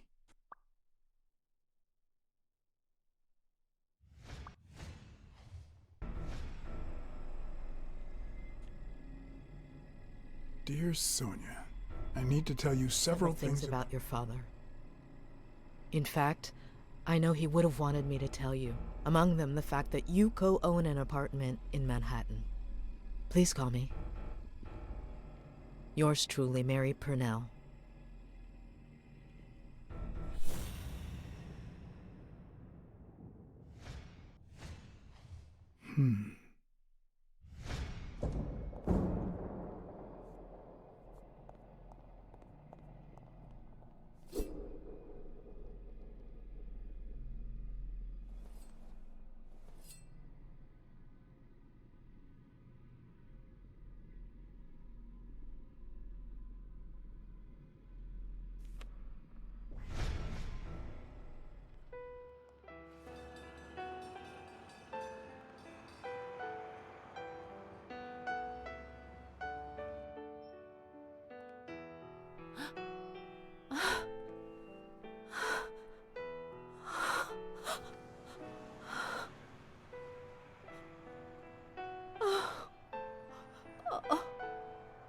I want you to call the police, Sonia, and then go straight to a friend's house.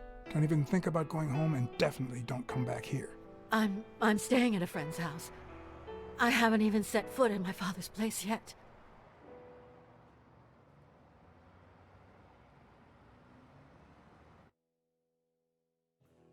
Good. Do you have the keys? If the murderer didn't find what he was looking for, that might be his next stop, if he hasn't been there yet.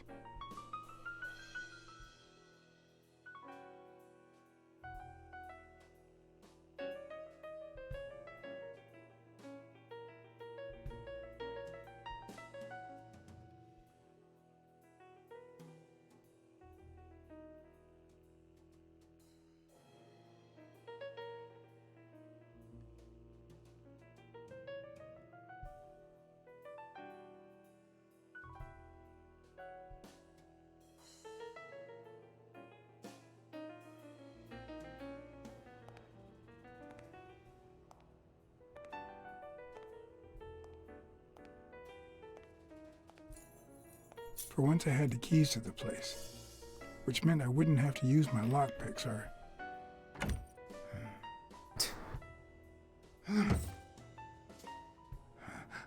Oh.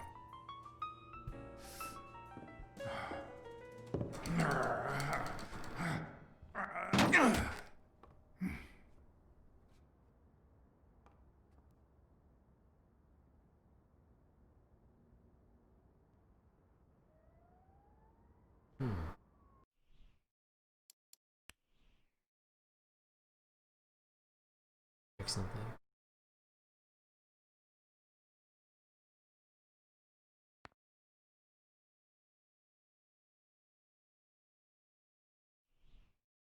It's so hot.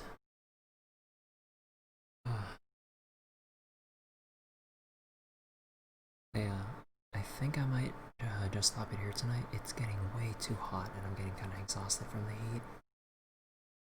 Oh my god, I can't concentrate like this.